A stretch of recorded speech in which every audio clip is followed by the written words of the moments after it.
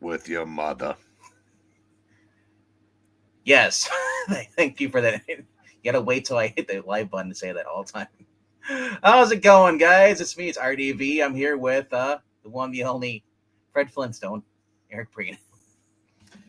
Hey, I was watching a Honey West the other night, and the bad guy was Alan Reed, Alan Reed, I'm trying to remember. the voice of Fred Flintstone. Really? Okay. I never knew the actual actor voices Guy. names. And Okay. he didn't sound at all like Fred, so obviously he was a voice actor Hmm. also. But that was kind of cool. I didn't even notice it. I just happened to see his name in the credits. I mean, I didn't. It wasn't like, hey, that guy sounds Yeah. familiar. But Well, you think about it, that's how it would have been if I would have came across Mel Blanc. If I would have been old enough back then and came across him, I would have recognized him. yeah, I'm trying to remember if he. I guess he did do some acting, I suppose. But I'm saying, like, you watch those What's My Line? Where they had the guy yeah, come. They had the guy who was the voice of Donald Duck came on a couple times, and they had no idea what his job was. You're supposed to guess what his job is, and he's like, "Oh," and they get close, and they're like, "Yeah." He's like, "You're the voice of Donald Duck."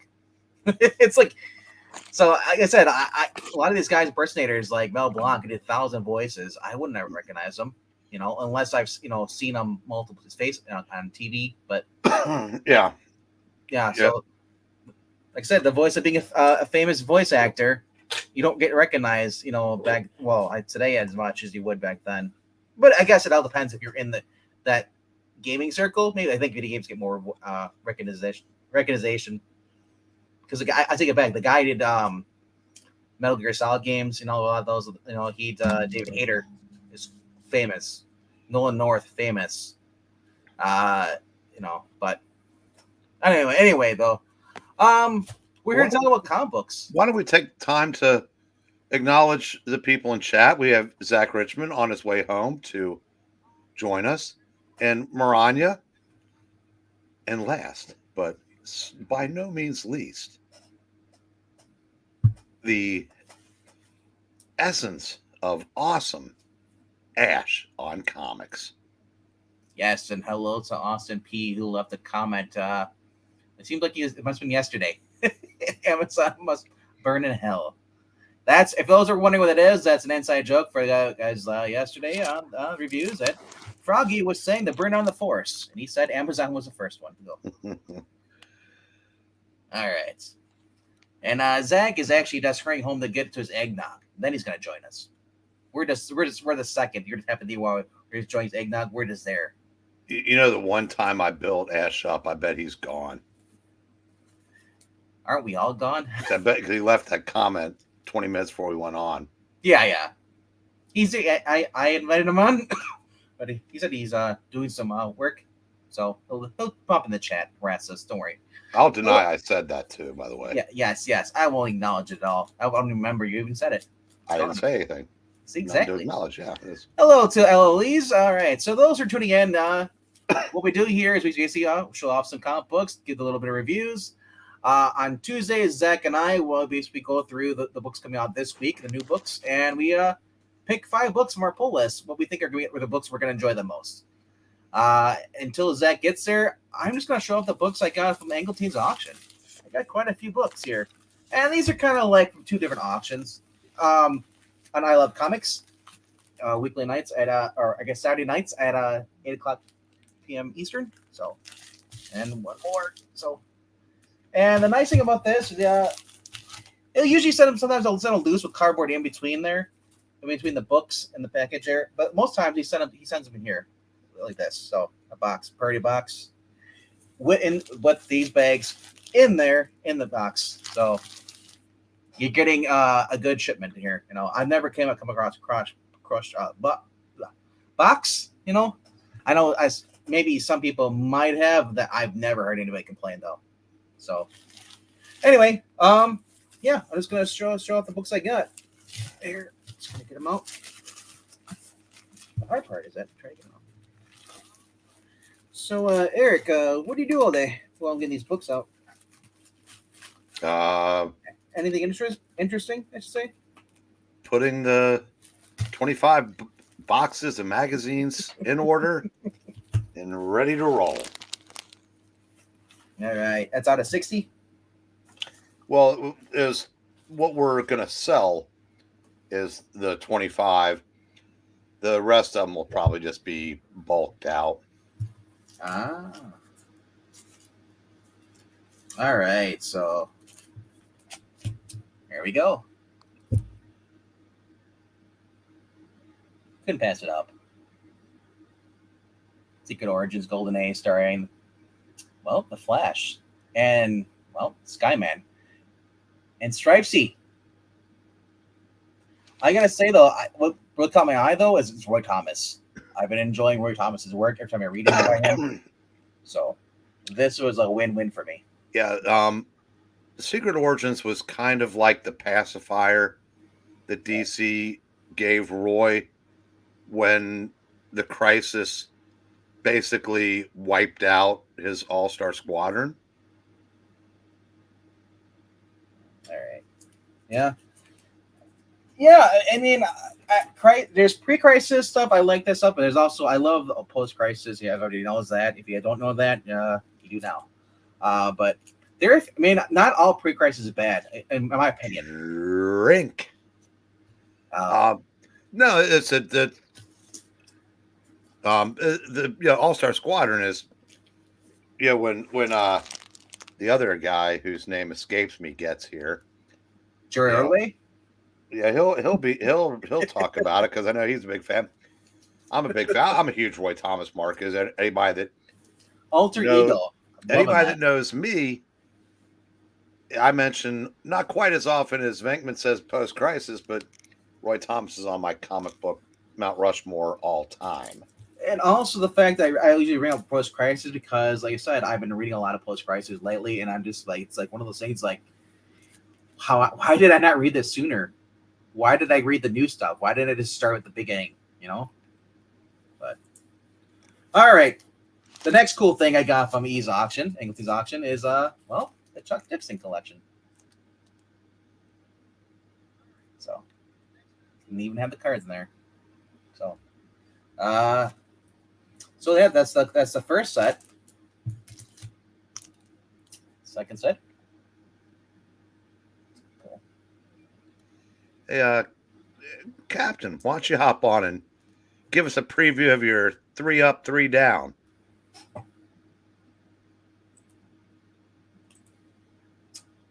You want to hop on? I'll give you the link right here. I'm just here for immoral support. All right. Surprised the captain's here. Send him a link. It's in the chat right there.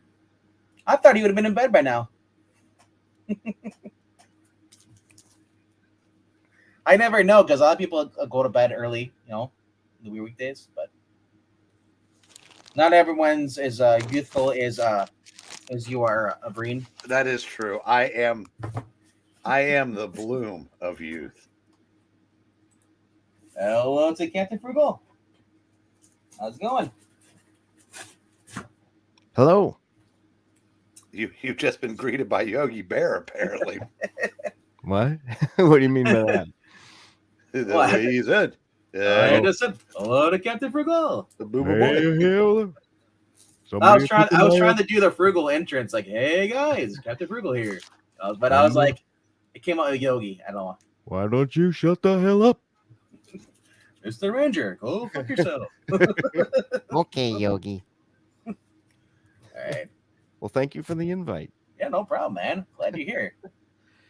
We like seeing new faces. Well, I hear new voices on the channel. We like to see new icons on the channel. Mine doesn't have a cool cigarette picture, but we'll make do. Oh, there we go. I think that would ruin your icon if you get smoking Captain America. I'm like, for a lot of years, I was pretty much like the only one in my family that didn't smoke. now you are with the rest of them. You conformed. No. I'm too cheap or frugal, I should say, to do that. I wish I was. So those Robin issues are good, by the way. I haven't got a chance to read them, but it's Chuck Dixon writing and all, and what I've read of his Nightwing stuff, and some of his Catwoman I think I'll like it. It will make you hate the current direction of Robin. Oh, The miniseries showed so much growth and depth in the as long character. and Bernard's then there, this one- right? Pardon? Oh, Eh, eh, I have all of them, the miniseries and his complete series. It's a good read. Yeah, we just bought 3 long boxes from somebody the other day, and it had a complete set of Robin. Unfortunately, we had about 170 of the 183 already. So I apologize to Mr. Dixon, but there's a whole lot of Robins in our dollar bins right now. Hey, and it's a good deal, everybody. Now you know. Go there. Oh, and get them. yeah, it'd be criminal to pass those up for a buck. He has one particular issue that I think I might have done a video on it. It was about guns and a shooting with youth in the school, I believe it was. Really well written. It wasn't pandering to one side or the other. It was more of, this is the situation. You make a judgment call on what you think is right. And that's the way I think comics should be. Oh, nice. yeah, Makes you think. I said, heck of a writer. I said last Fred Meltzer. 30 years or so, I would definitely put him in the top 2 or 3, if not number 1. I love Bennett's art too. So Yeah, it's a shame that DC put the clamps on him.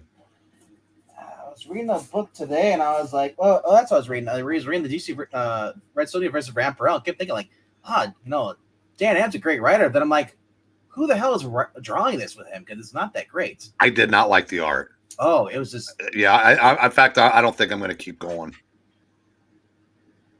So when I see art like this, or I see people like you have Dan Moore with other people, with people that don't deserve to have his art, like there's got to be better artists out there. I mean, I could still enjoy the book though, regardless of the art though. But it wasn't art. It wasn't like Rossmo level.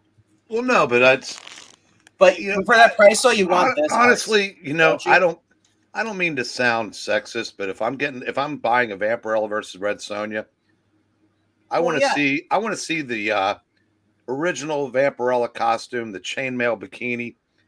I don't want this covered up going to a PTA meeting version of them. No, you want the cheesecake. Absolutely. You know what? They had cheesecake at the store today, and I didn't get any of it. I wasn't happy at all. Well, let's be honest too. Every guy is a cheesecake image too. I'm sorry, but all those guys aren't running around completely ripped with a 6-pack. I mean, it's just bull crap. Now all the characters look like they've just had one. Speed. I was 3, reading some. 2, 1. Coke Zero, kids. Alcohol's bad for you. In moderation. Anything's bad for you. What's moderation? That's why I haven't had a drink since '92. That's something they have on Twitter right now. Moderation, right? I like it that finally the fact check pops some Democrats for once, rather than letting them slide with everything under the sun. Well, I like when people say there's no voter fraud. I posted a link I got from Dan O'Donnell, the news host for WISN.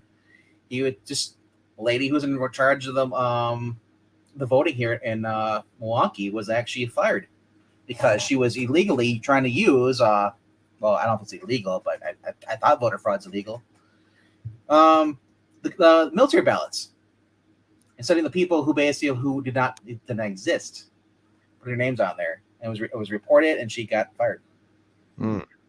So I mean that's good because Milwaukee is a huge liberal, Democrat thing, and in the past, Madison and Milwaukee are the only ones that do the voter fraud every year. So I always look to see if my dad's on any of the voting or not. Because I'm like, he's not alive anymore. So Skimtosh, how's it going? hey, Skip. And Austin P, I didn't say it was like good for me, but I was told to switch to that, and it will not lead to me not remembering 2 years of my life. So there's that. Well, now, do you want to remember your life? Oh, dang. No, This What, this? discount evil black cat thinks he's a funny man. I don't know what he's reacting to. What I said or the book? No, The book's what nice. what you said.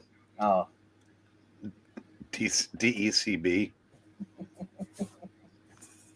I just want it to be fair to all, you know. Everyone let them have a voice. If you're an idiot, it's going to show up, you know, plain and simple. that's Hey, all Elon Musk said. He said he wants, everyone should have a equal footing if you want to. And I love how he just trolls anybody who's like, I don't want to pay $8. Exactly. I love that. All these people that are uber wealthy were telling us it's okay that we spend more on gas and everything else are all now crying about paying $8 for a check mark because, let's be honest, because it means anybody can have one and they don't want that. Vegman heard this yesterday, but I don't know if did you see, speaking of people overreacting to that, did you see David Hogg's tweet and Ethan Van Sciver's reply?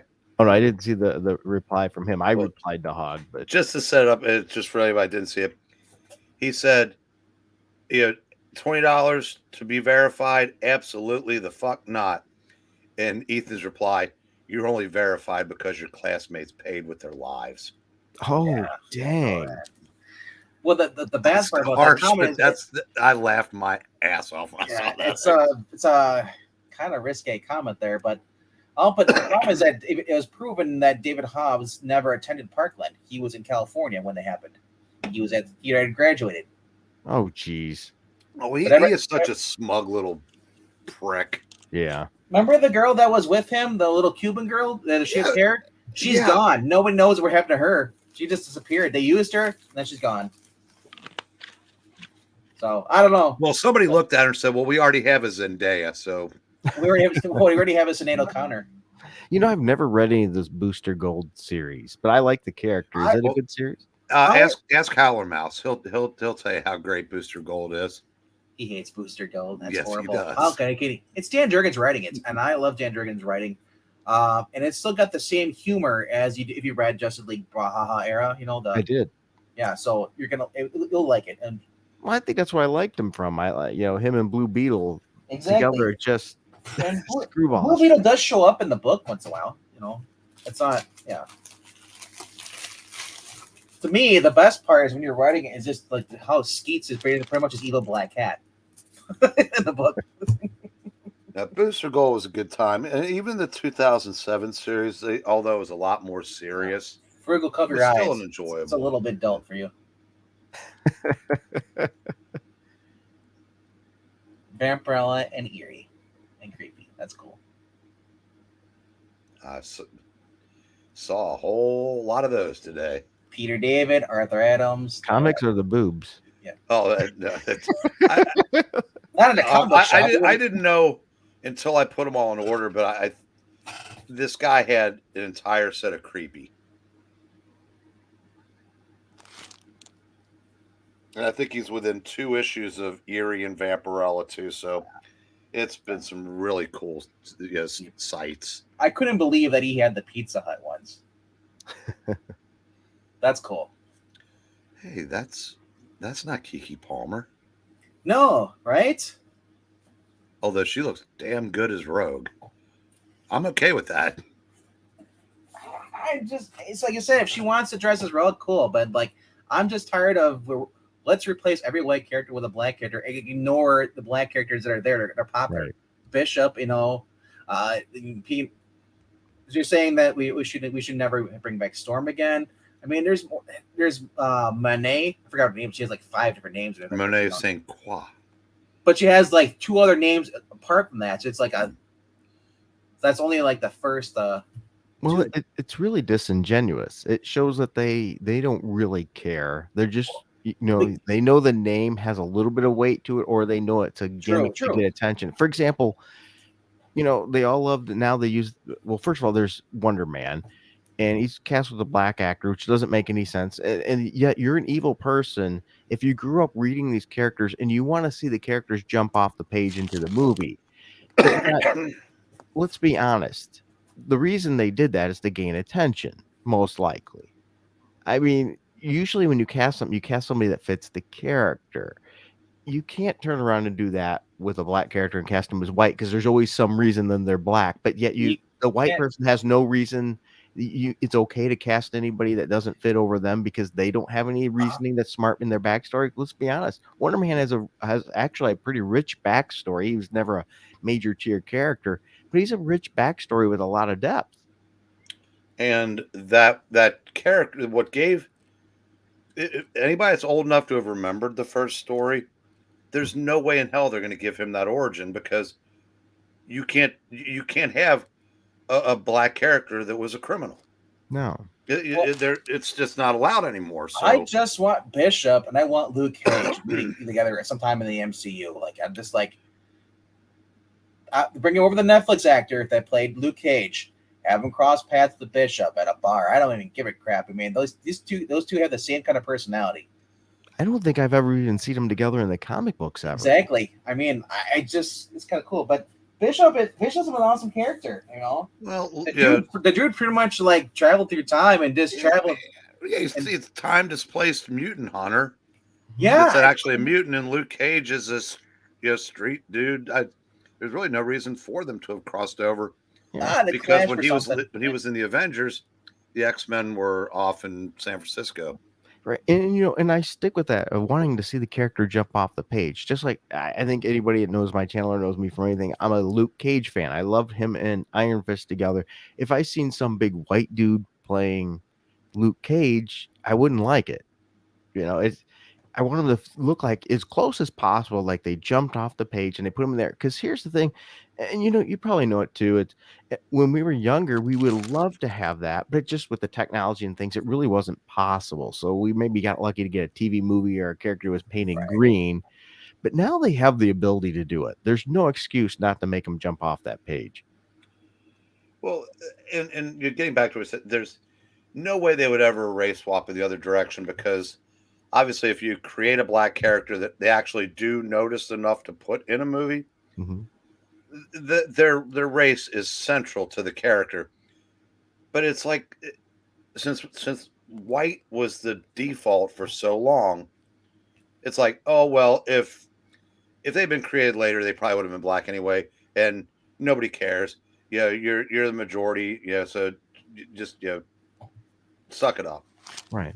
Can you imagine if they made Storm white and actually make herself African? She's gripping like that would be. I would not want that. I wouldn't want it either. Not because not because it's well to me. I'm with Captain Frugal there. I want it to be how the character was in the comic books.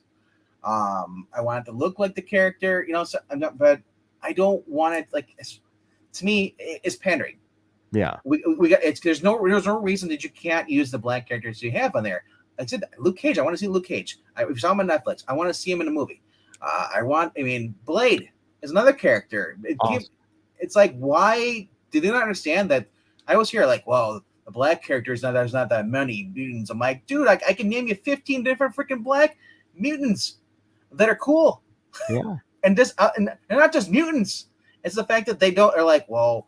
It's all about taking the white character because they think it's more famous. Well, we're going to change it and race swap it because it's virtue signaling. That's all it is. And it's stupid.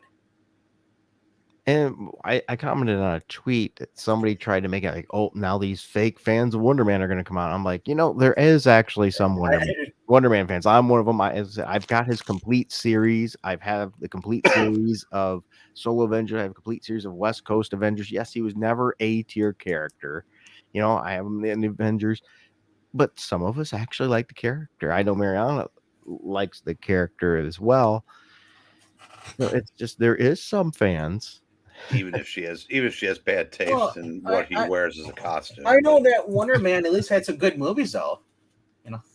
Oh, now I would say that when to the people that just say, oh, well, here come all the fake fans. I would say, well, what does that make you? Exactly, because those people never read the character in the first place.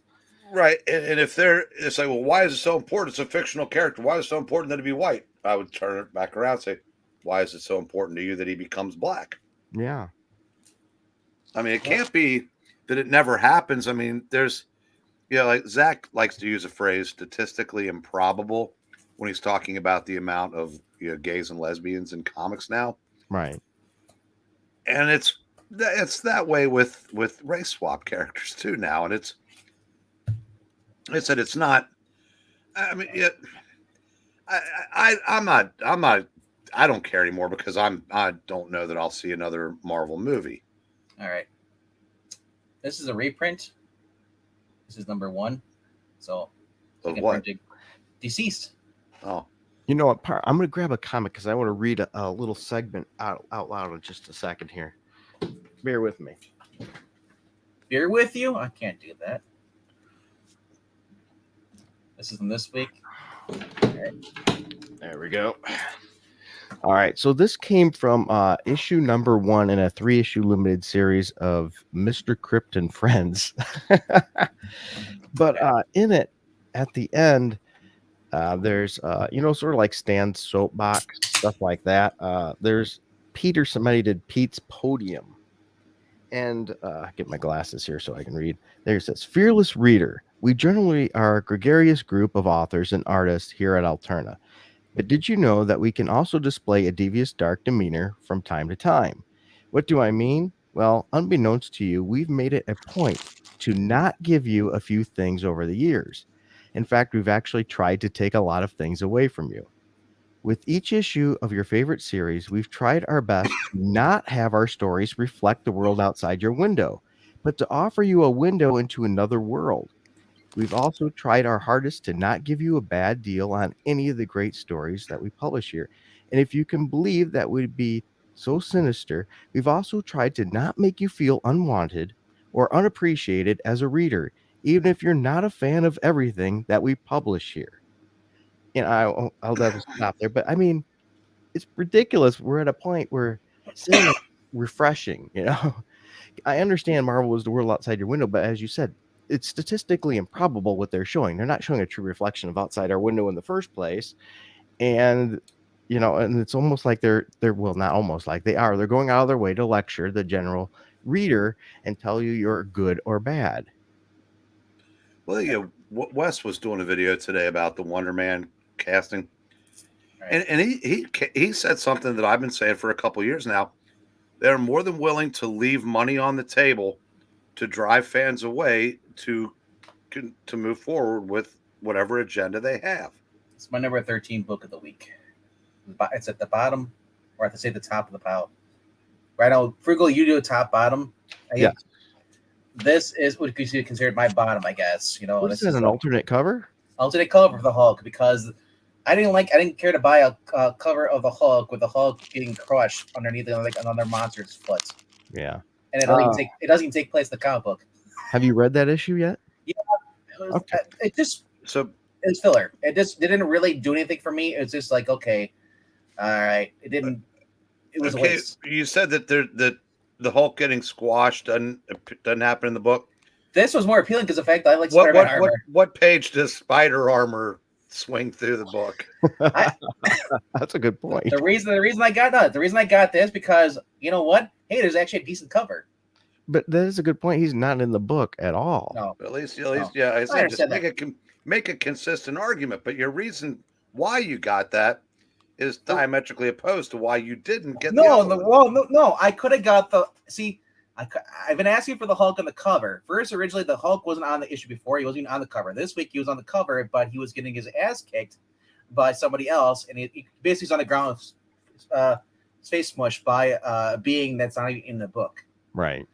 Well, he's so in the instead of just getting the title cover, which was I didn't care for the art anyway on it.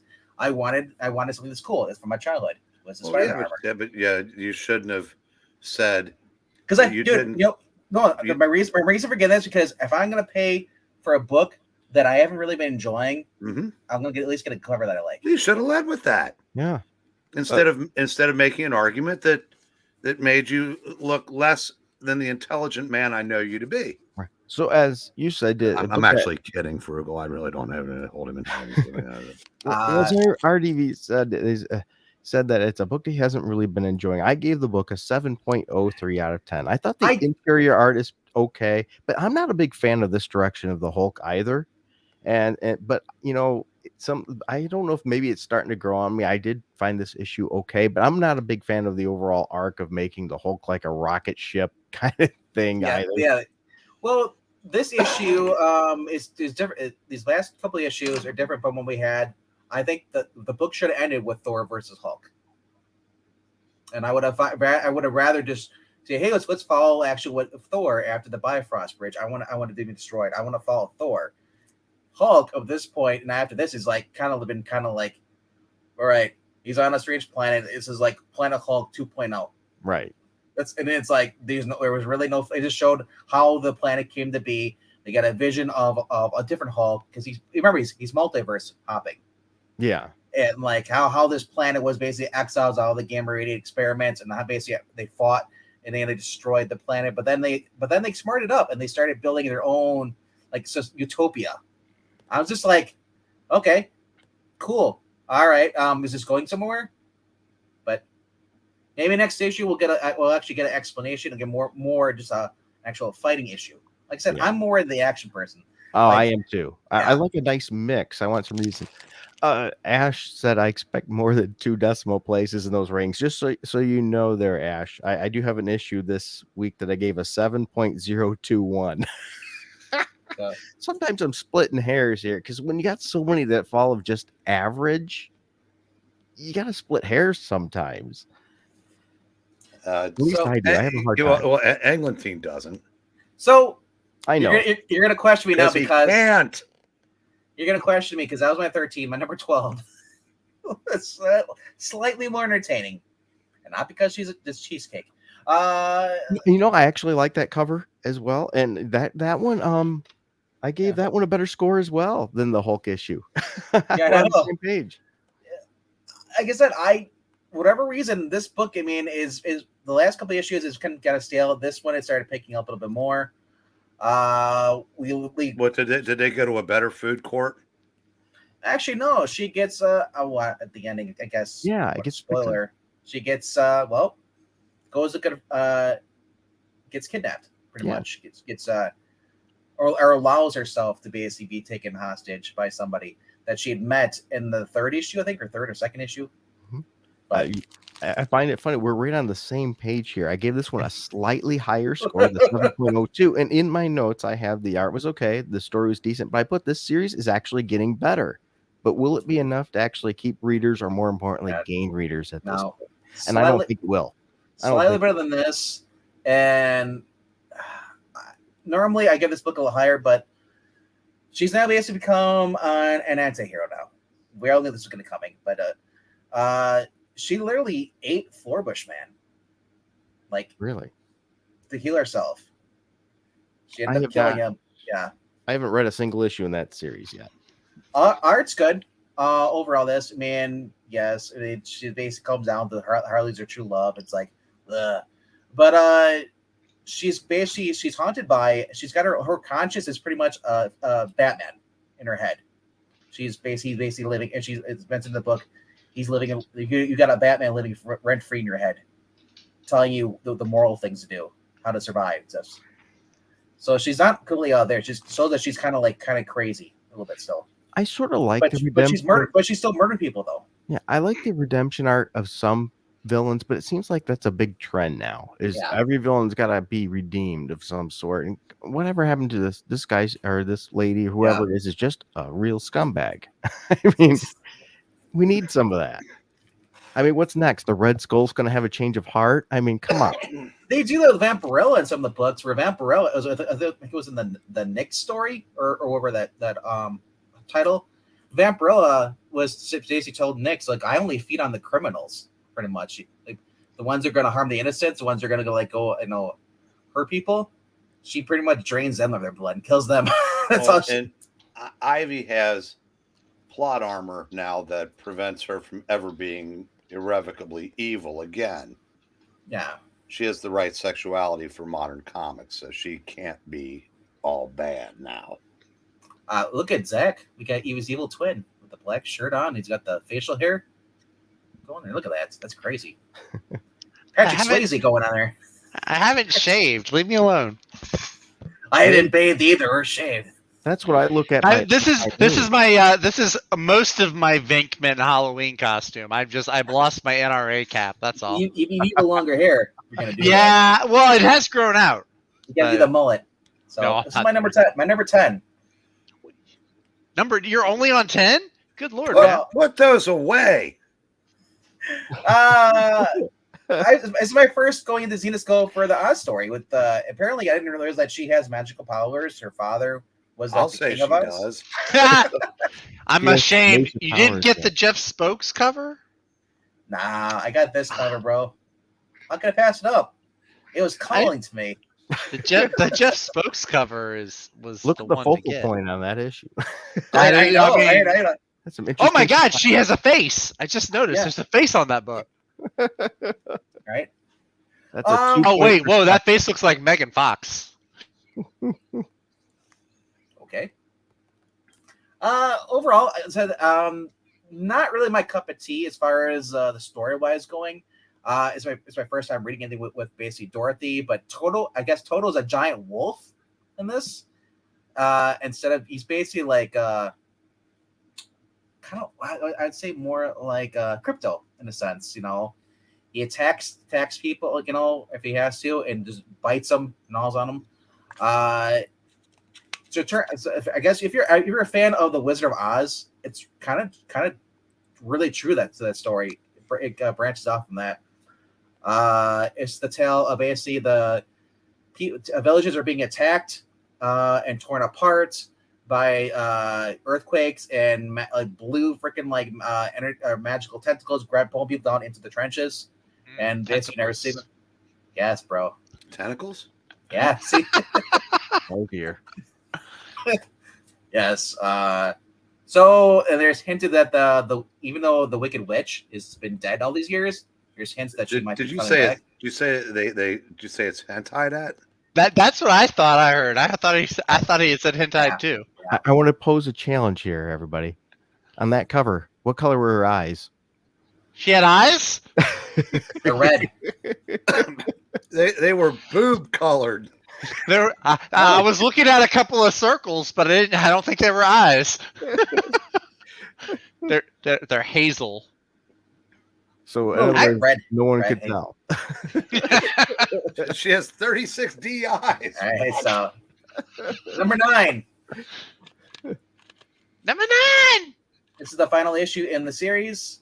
I really do hope they do do more of this. It's continuing more. Obviously, they hinted they're going to do more, but overall, if you've watched the anime, it continues right from the anime, and they're actually bringing back a villain from the anime into this. It's a fun book. It's by Titan. So Titan. all right. You got quite the stack there this week, didn't you? Yep. Dang, man, you got a lot. I only had like 5 books. Have you I got never 5 been? ones. Hey, Frugal, have you never watched this channel before? I know. Nobody's watched this channel before. No, I usually watch and don't participate, or I usually actually what I should say is I usually watch the next day. So I can't that's okay. participate. No, that's okay. He catches it on the rebound. Number Yeah. 9, Charles Soule. It's the only rebound I can get.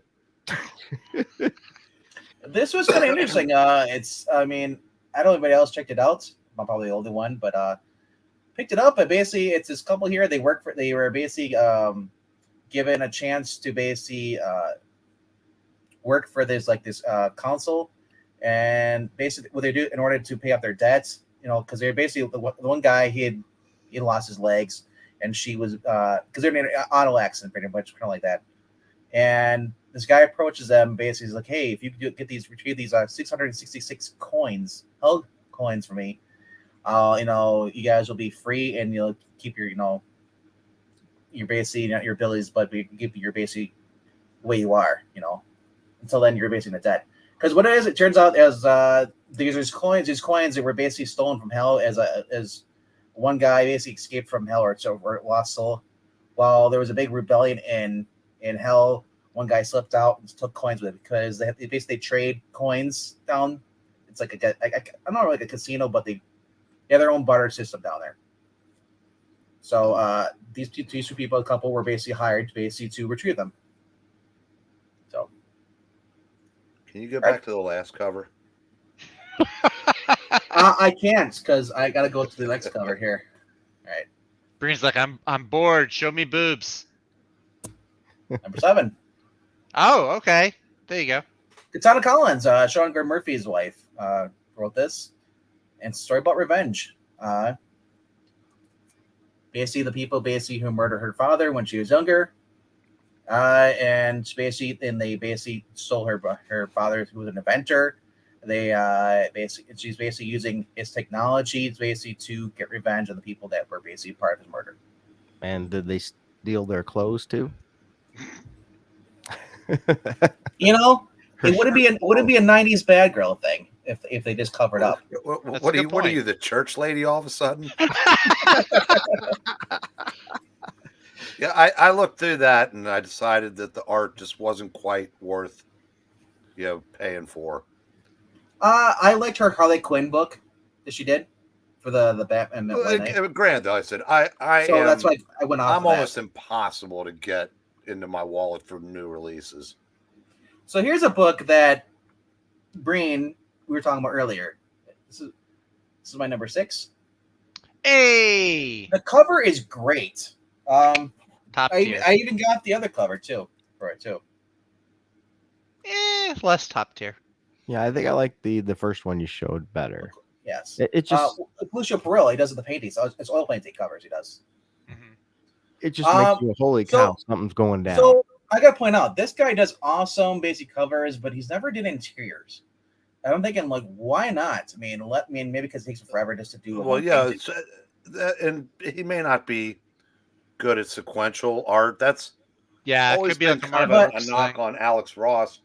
Although apparently Fantastic Four Full Circle has dispelled that. But Alex Ross has done good. He's done good sequential though, with like Kingdom Come. But it's not really considered his strength. Ah, okay. I But see what I you're gotta It point out, comes though, natural for some the people. interior art though is not up to par, but the story was entertaining and sad ended. And it's continuation of the Dark Powers, Vampirella Dark Powers, and the Project Superpowers, Red Sonja. And I gotta say, for the first issue, it's kind of good.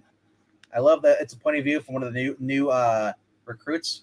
Her name's I think she's Dynamite, and then there's the Dynamite Kid, and I forget what the other hero's name, but she's basically part of the trio. And then when they come in, she's like, "Hey, I'm so excited to meet her." He's like, "There's this guy, she knows heroes," and he's like, "The world's ending. All the worlds are basically." It's like she's like, "Oh crap." But it is weird though seeing Vampirella and Red Sonja basically being enemies, because every other book they've been putting out, they know each other and they're friends. So this is Civil War. Maybe they're gonna fight over a bra. Maybe. Yeah. So top 5. This continues to be a good book. Really, I'm that's enjoying in your top 5? Yeah, Oh boy. Wow. you're I'm not gonna have liking. to disagree with you on that. You're not liking the comedy. You're not liking the fact that she's actually like. I like the character, and I appreciate them giving her a series, but this issue just seemed sort of like the writer was wanting to take a shot at all the readers. And Again with that DC, really? Okay. that's Who what I wrote got it? from it. I didn't get from that. Like I said, I didn't get that at all. I just got basically she's just being struggling. She basically wanted to character didn't want to be a superhero, and now is forced to deal with this, and he's got to deal with her younger sister, who wants to help up, but she's so stressed out and she just wants to, Well, I agree with her. I Yeah. like that point of But it. the villain. Social media, they made all the social media is like, oh, we want the guy. Who is this? Like they don't know who she is. She's been around a long time. Now, granted, Now, Well, I apparently, understand. apparently seen not this. this version of the Shazam family, because this No. is the movie version, obviously. Yes. Right. Because everything right. has to fit the movie. Yes. Okay, maybe I'm misinterpreting it. So then, 'cause who that's the wrote way I took this? it. This is Campbell. I think Jody Campbell. I can't remember her name is. It's not Doc Shaner. He's the artist, right? No. Shayna's artist, yes. Yeah. Overall, basically, what it was that basically they're making fun of her. They made memes about her because Right. you know she hasn't she was part of the Marvel family before, but it was always Billy was always the one that was in charge of doing everything. So basically, this is a reboot of the character. This isn't like continue from like all this sliding time scale. Okay, so I probably was too harsh on it because I'll drop the bomb here. This was my bottom comic of the week. Oh, no, I'm sure it still sucked. And that's the thing. I like this character. Yeah. I didn't think it was supposed to be a new interpretation. I just consider it as like, why did they not know who she is? That's just playing stupid on the people. And I can't believe she wouldn't have fans. I'm sorry, but let's picture all of us guys here in the realm of reality. If we've seen some chick like this with superpowers kicking butt, we'd all think that was hot. Mary Marvel is up there, man. She's right next to Donna Troy and Starfire. Yeah, but I do agree. I'm starting a hashtag. So, but don't worry, I got better books than that. Bring back Black Mary. So my top four. We have difference in opinions. That's what makes it good. Yeah. That's the way it should be. We don't have to hate each other because we have a different opinion on the book. Yeah. So Bree, be quiet. Quit trolling me. Nobody likes anybody here. No. I don't even like being here. What? No. Oh, what? That makes four of us. Yeah. Really? Yes. I love the Guardians of the Galaxy, but that's even a big no from me. This felt like the video game, and it felt like Abnett's writing it. I loved it. Who's writing it? It's not Abnett. This is Kevin Shinnick. This is the guy who took over between Josh Williamson and Jeremy Adams. Yeah. Okay. That was in my middle of the pack. It wasn't top or bottom three. I enjoy it because I had fun with it. I love the way Rocket acted. This is basically, if you play the video game, the Guardians of the Galaxy video game, the same personalities. It was a little weird though because they jacked up as far as Peter Quill. He's muscular in this. The guy in the middle looks like Captain Planet. Yeah. Oh, okay. Now I can see the mask. So Captain, it was a cute story, but I kind of like the Gamora outfit. What tier gets the most decimal points in your system?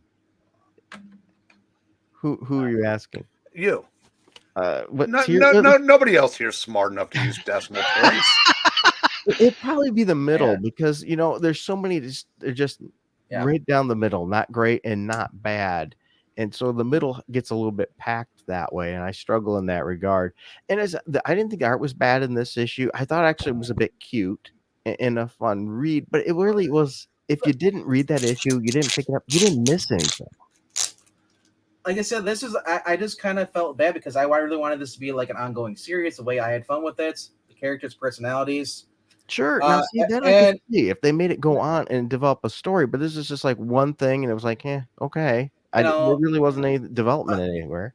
Basically, the whole it's supposed to be for the theme park sitting up. Yeah, the new ride that they did. They turned. I think it was Tower of Terror. They turned. So basically, the I guess what her name is, the World. I guess the Nova Corp, which is like the World Brain or Universe Brain, whatever she wants to interview Quill and learn more about him because he's different from all the species she's met.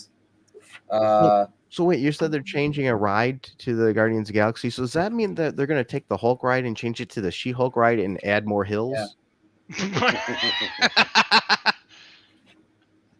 If only. Yeah. And it goes up to the top, and right before it goes down, it twerks. She's the World Mind. So the World Mind wants to basically interview Quill, but before Quill can do that, everyone else takes a chance basically being interviewed by the World Mind. And he's like, "What? It was my interview. I had to put it up because I had to do all this stuff." And he realized everybody's been sitting in his chair. I finally went to his chair. It's kind of funny.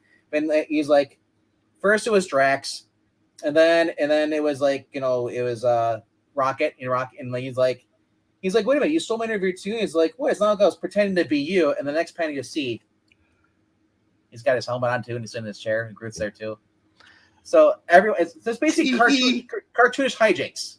Right, and I like how each one really, even though he's a flawed character, exposed what they really care about and think of him, and how he's special. And I thought that was nice. But as I said, I could see if your view, if it was ongoing, but it was a one shot that really, if you didn't read, you didn't lose anything.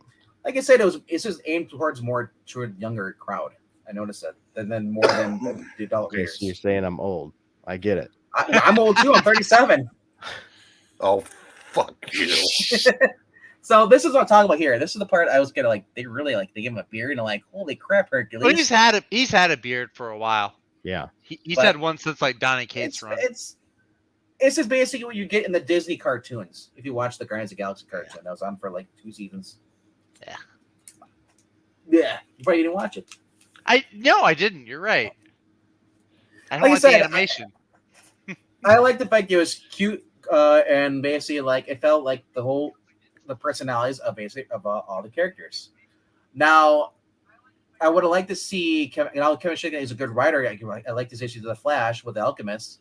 I would have liked to actually let him do an ongoing story, but this was basically like for a theme park, he had to keep it like really aimed towards kids, because kids are the ones that are going to basically maybe pick up this book, or if their parent gets it from it. I know kids don't go to comic book stores, but I mean going on the ride. So you could probably buy this in the store in Disney. I'm saying right now, probably buy the ride. Undead Quinn that would says make so this book is a ride ad. Yeah. So it's sad when a ride ad's better than all the other books are putting out, though. Just saying. I wouldn't know. I didn't buy any of them. So number 3. Number 3. I've been enjoying this series. It's one nostalgia trip after another. Eric Burnham, who basically, for those who don't know, he wrote the IDW Ghostbusters stories before they lost the license. He also did the Godzilla story too. That was for a while. They had Godzilla versus, I forget what King of Monsters, and then he had another one, Godzilla versus Males. Overall, moral story, basically what you get Saturday mornings. If you like this version of the Turtles, you'll enjoy it. I just had a lot of fun with it. And really, that's what it's all about. Ooh, the shiny. Yes, the embossed cover. This is the I Bane. want to pay more money than I need to cover. Like I said, I like the book. Now I figured I'd go for the cover too. So Yeah. Well, the cover comes with the book. Yeah. I've been loving the Zdarsky stuff. He's run serious, so I mean, why not get the embossed cover too? Sure. What I would love to see Zdarsky's take on Bane. I will admit that is in either my top 3 or my bottom 3. I'm not going to tell you which one, so watch the video. There, I'm going to do a little pimp in there. I'll just say it's probably not in the video at all. Let's go. It Bait is. switch. It's in the video, but it's All right. not on the top or the bottom. I mean, I'm not And gonna tell when you if is- it's on what the is top or the this? bottom. It's in one of those And What when is is this- the release of this latest video, sir? tomorrow morning. Tomorrow morning. All right. I'll put it up then. Overall, I've been enjoying Zdarsky's run. I've been loving what he's been doing with Batman. This is basically, if you want Batman nonstop action with a little bit of detective work, not too much, but overall, it's night and day when it comes with Detective Comics as far as action and detective work. This is the Batman story I've actually been waiting for a while. I mean, Josh Lim did okay. Tynan kind of went away from that to Miracle Molly and crap. Joker Hadn't War. somebody just taken over Gotham again? In this, Well, sorta, yeah. Kinda. the robot. Yeah. Because They'll it's trying to draw out Batman to kill him.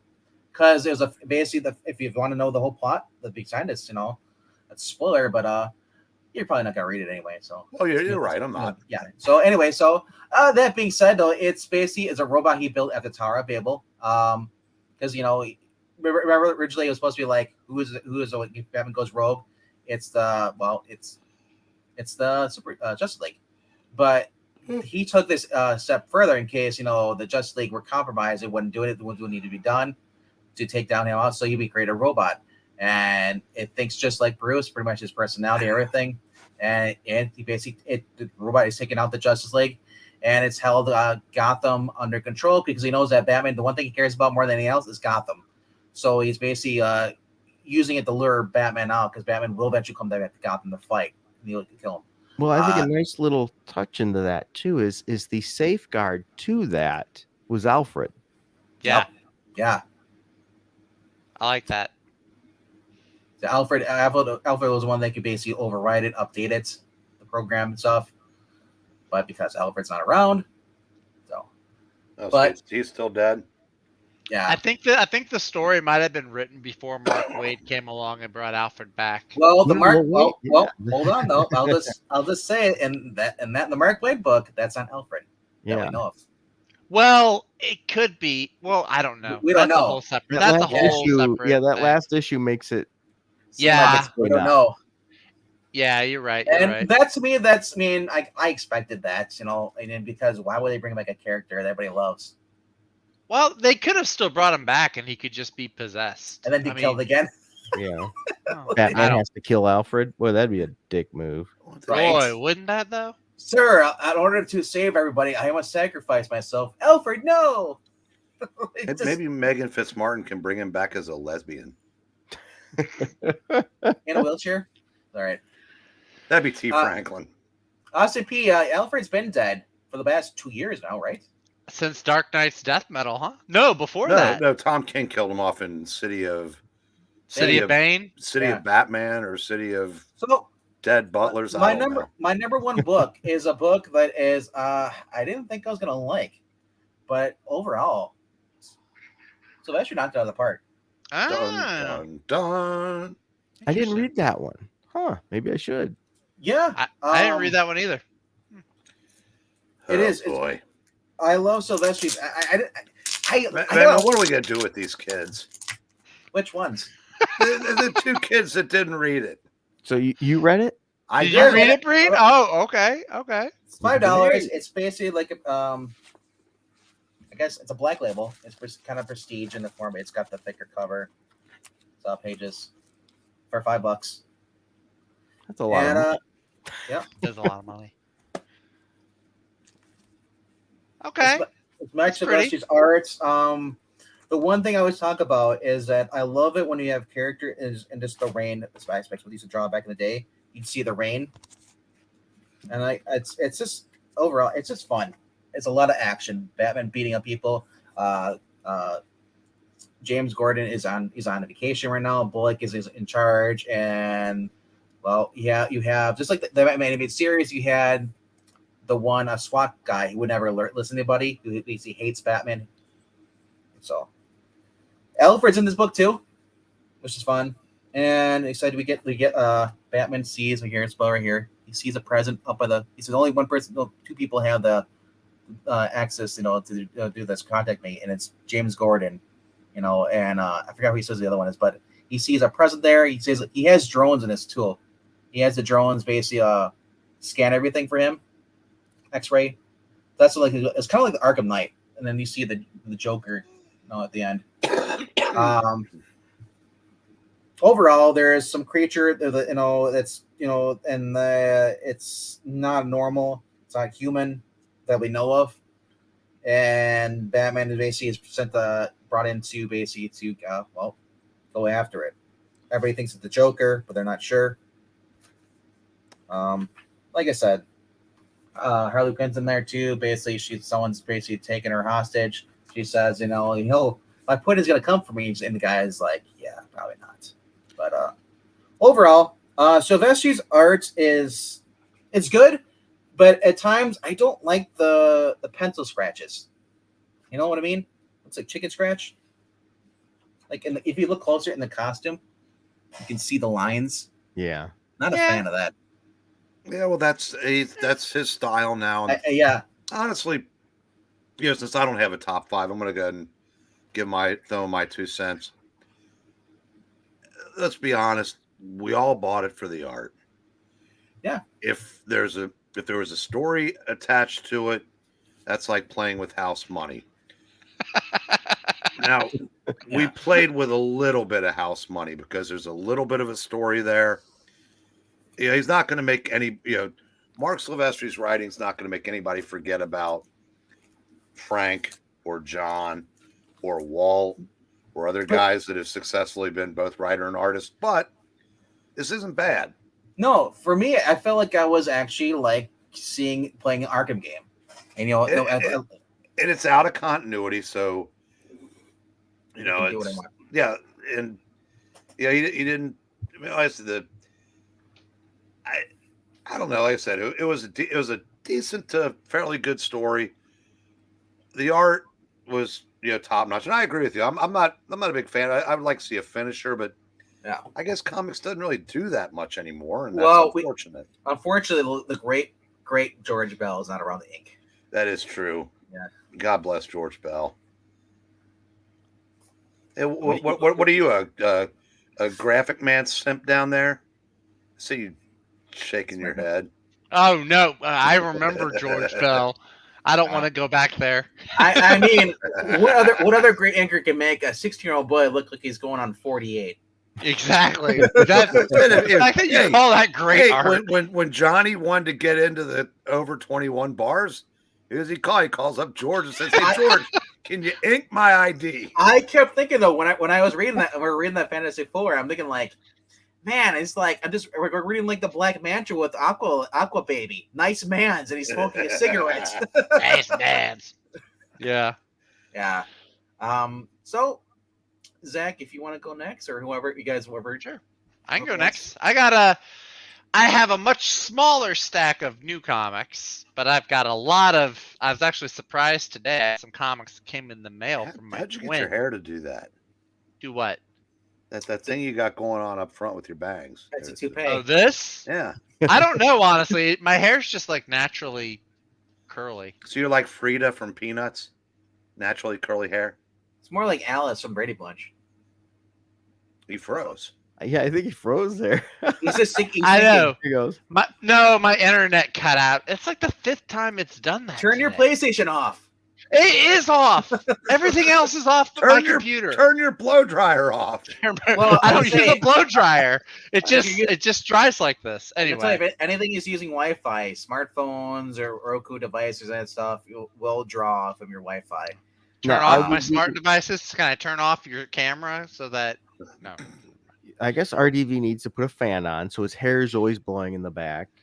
If So I that did is- if I did the Fabio look, just go with the hair blowing all the time, you guys be Yeah. jealous. Like, Well, I used to have my hair grown down to about my buttocks, so See, I've tried to do like the Superman, like the cowl, but then it looks like this, and Yeah. that's not attractive. Do you have All right. any pictures from that era, Cap? yes, I do actually. Some rock band pictures. We ever gonna get to see him?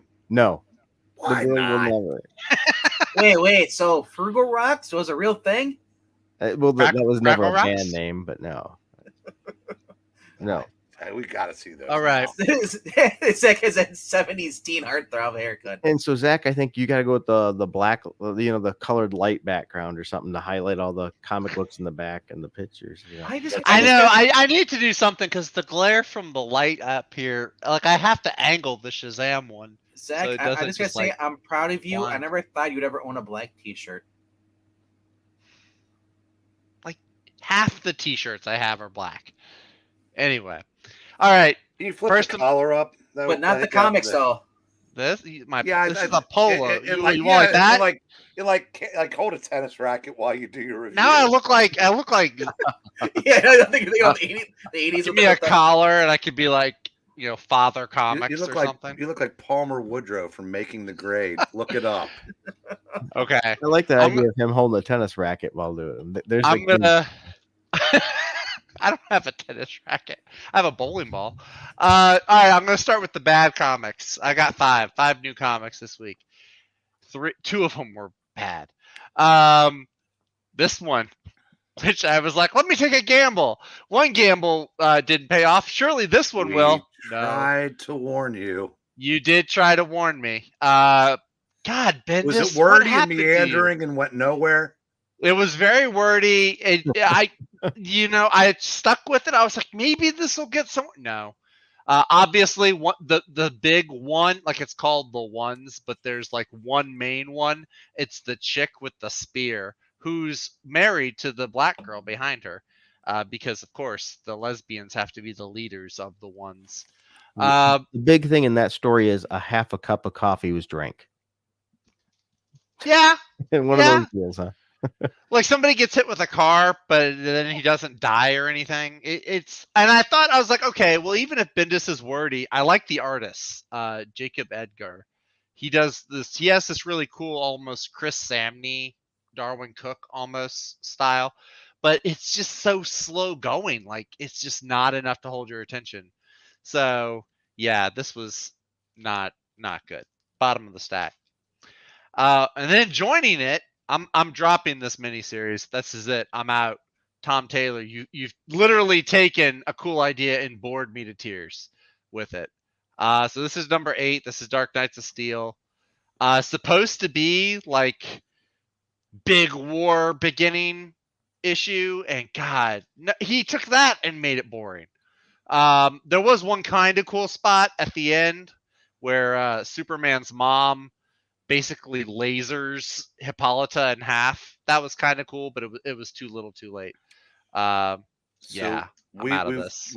We go from Bendis to Taylor. Yep. What Tom King book came in number 3? No Tom King book. Actually, She-Hulk came in at number 3. Okay. I actually enjoyed this. I kind of heard Venkman talk about it a little bit. I liked it.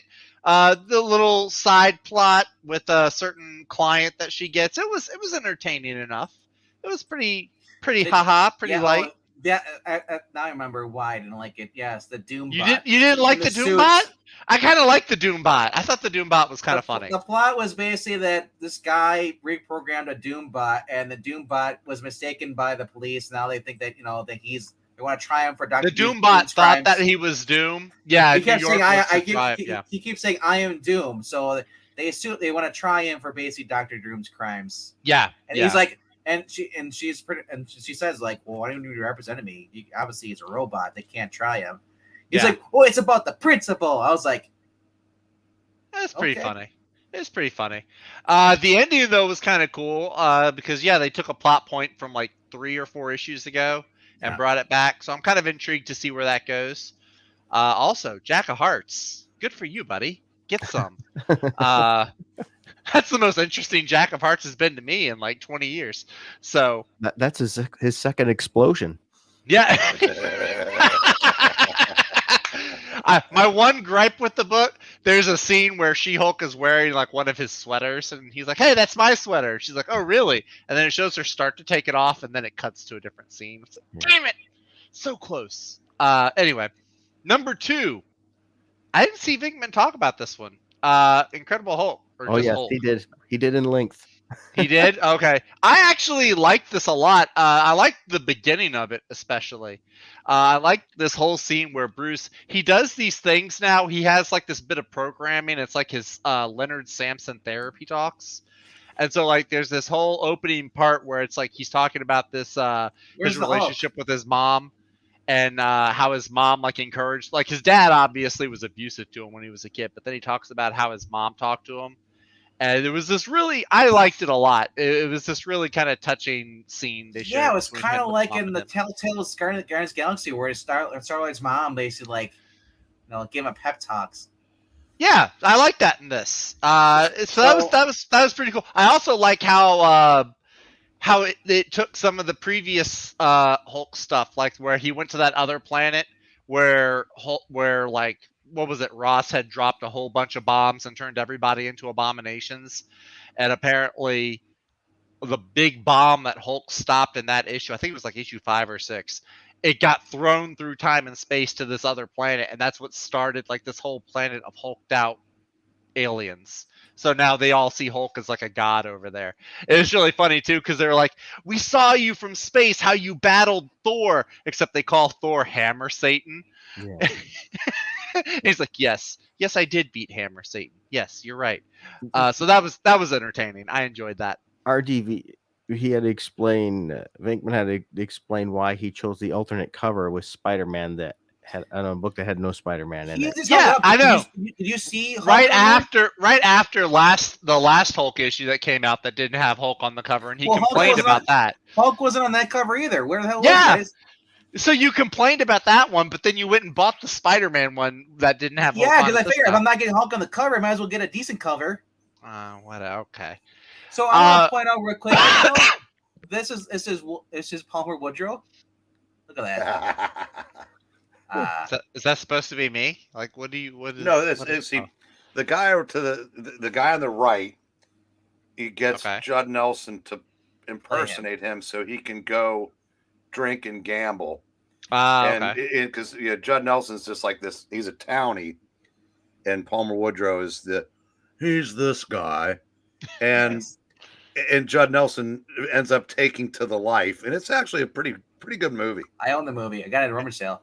Yeah, it kind of got lost in all the other movies of that era. Oh my gosh, it's Screech from Saved by the Bell. And there's my favorite line. When the real Palmer Woodrow goes, "Hey, suck a few necks for me, Boris." So, I don't even remember the context, but I love that line. Like I said, though, it was you pop the collar a little bit, you show a little chest hair, but you don't have any. You have to glue some on. We're not gonna body shame my lack of chest hair, okay, or the lack that shows anyway. I All don't right. have that body shame you at all. Number 1 is Batman 129.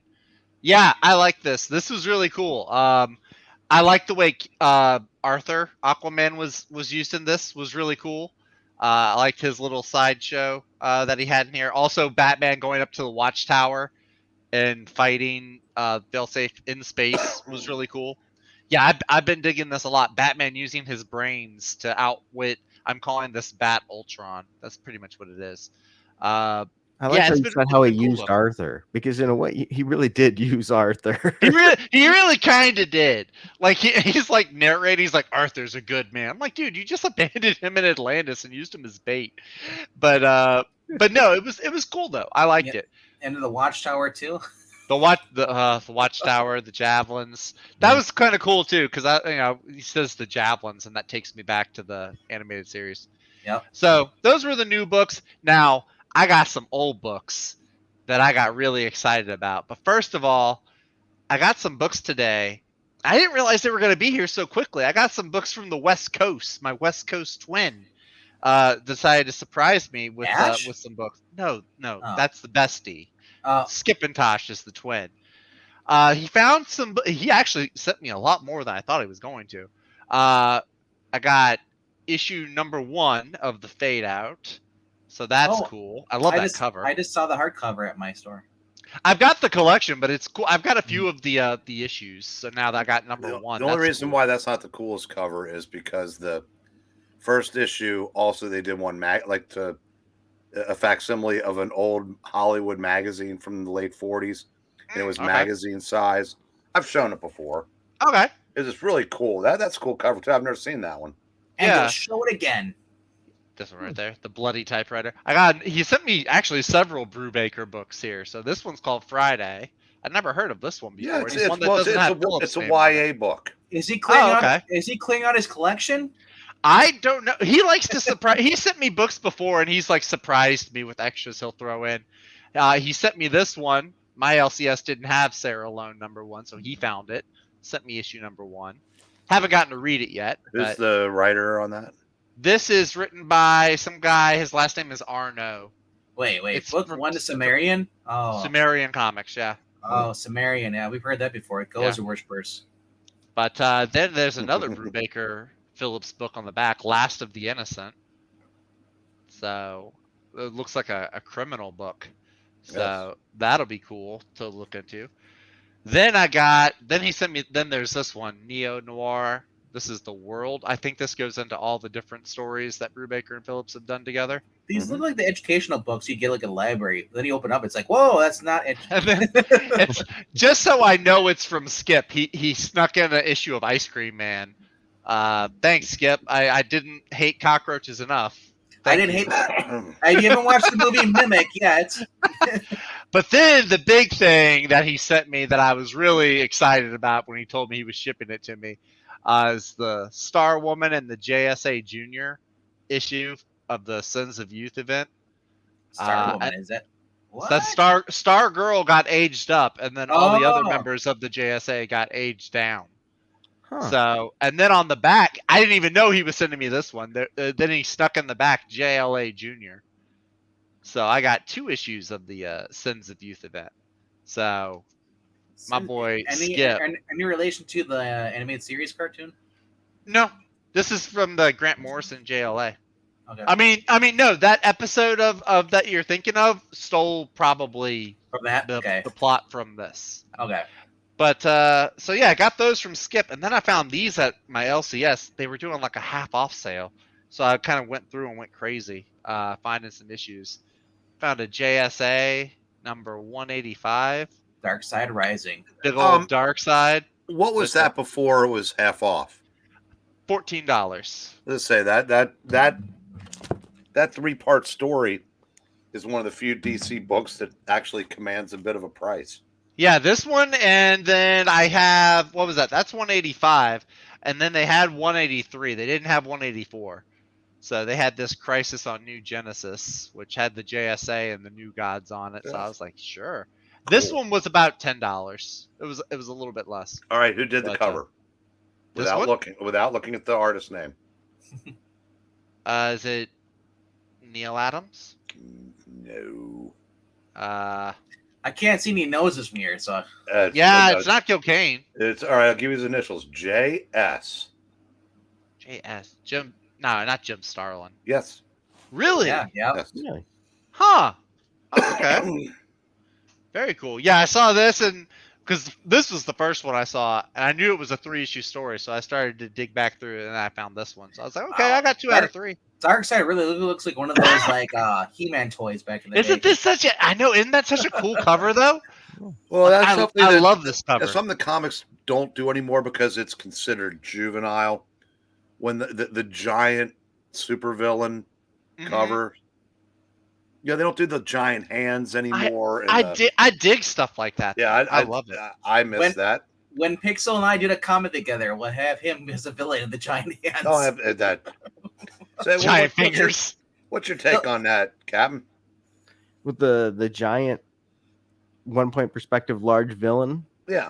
Yeah, I like it. You know, I like comic covers that make you go, oh crap, something's going down or something interesting's happening. It makes you want to read the issue rather than just, oh, that looks pretty.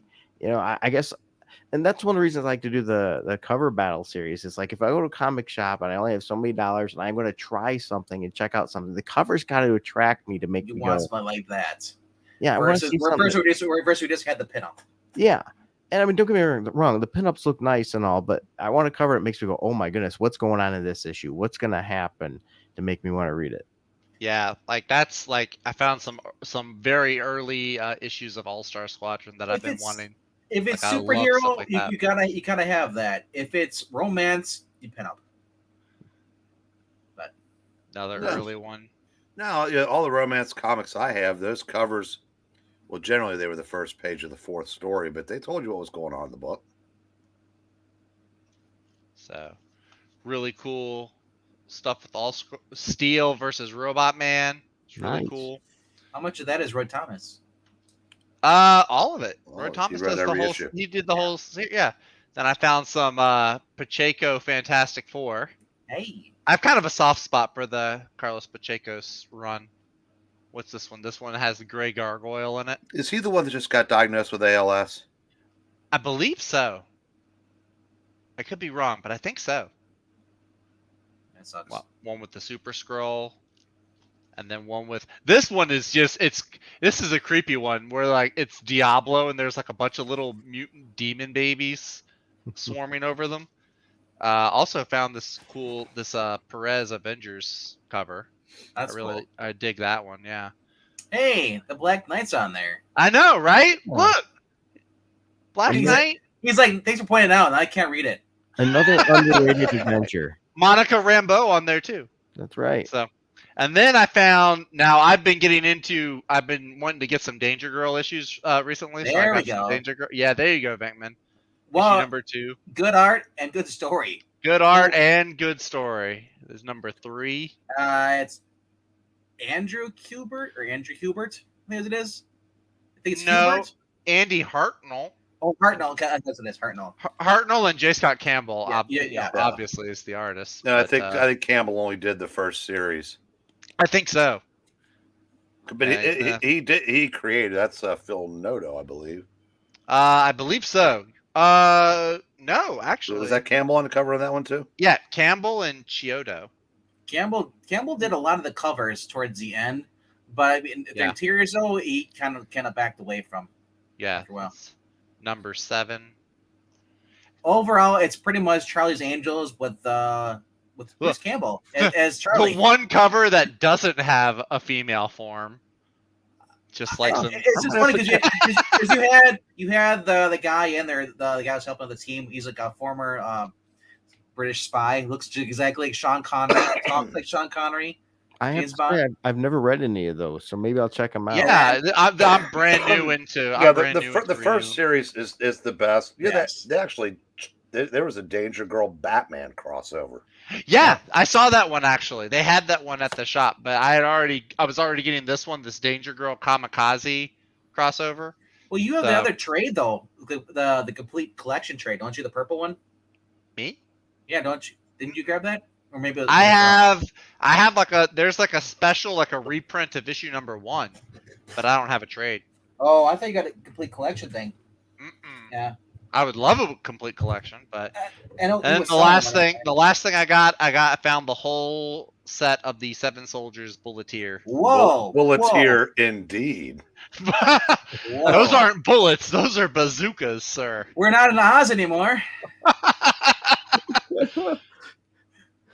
So yeah, this is by um, Grant Morrison and Yannick Paquette.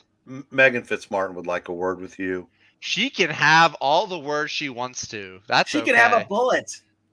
She can have 4. No, she can't have these bullets. No. But that's it. That's what I got. I found those. Yeah, I was super stoked. Like I said, I just walked into the second LCS and the guy was like, "Oh yeah, we're having a half off sale this week." It's like, all right, I'm gonna go digging. Brain, you got some books? Yeah, I'll show a couple things. We'll start with I just noticed that Frugal changed his name back. It said ban. I was like, has it been up the whole time? For, not the whole time, but a good chunk. High caliber heroin indeed, Maranya. Ooh, the that's- Marvel Guide to Collecting Comics from 1984. Oh wow! Nice. Very Did cool. you see the update one on it? It says, "Do not buy these books." Yeah. Yeah, so it's got. Let's see. At this time, Amazing Fantasy 15 would cost you a cool $1,100. Oh, it's It's not. the same price as Fantastic Four #1. Showcase #4 was 1,000. Amazing Spider-Man 600. 600 for the first Hulk. 420 will get you the Journey to Mystery 83. 400 will get you Fantastic Four #2, and so on and so forth. And yeah, good times. I need a time machine. Did you get some magazines today? Yesterday? No, but I did a couple things for those of you that did not, join us for the Fossil Show. Here's What's the an Fossil issue, Show? When is that on? an issue of Amazing Heroes #8 that has an in-depth Thunder. article on the Thunder Agents. And Gil Is Kane. that the talking about Micronauts on there? Yeah. Yes, Okay. and it was continued in issue 8 because they were celebrating the JC Comics, John Carbonaro, I think his name was, relaunch of Justice or Thunder Agents. And $1.50 for that Black Label magazine. let's see. So my purchase today was Incredible. Ooh. from the EC Archives. Ooh. You see what I did there? Incredible Yeah, science I did an incredible plug like Kirkman does. Just look at this beautiful EC art. Wow, it's Now, glorious. did they change the colors when they do the printing like Marvel does? I don't know, but these are $20 when these used to be $50 hardcovers. Yeah, And that's like I said, anybody that's been thinking, I kind of want to try EC. They've done a couple of the crime and suspense and horror ones, but let's check this bad boy. wow. Look at that. That's a Modern box. love, stolen romance. I actually did see some romance comics. I was like, These should were I get these? these were before they started the Tales from the Crypt, Vault of Horror, blah blah blah. That looks like Jameson on the back there. Unfortunately, Not anymore. these were done in 1995, and so I get them home. And I'm thinking, oh man, this is awesome. I can't get him out of the freaking sleeve. That too. And then I go, man, I'm about ready to get some saddle romances. I open it up. You know, black and white. What? Wow. Now, Now you gotta get the bifocals out. no, it's not that. It's just I was expecting them to be colored. Yeah. And it would have been nice if it was, but unfortunately they're not.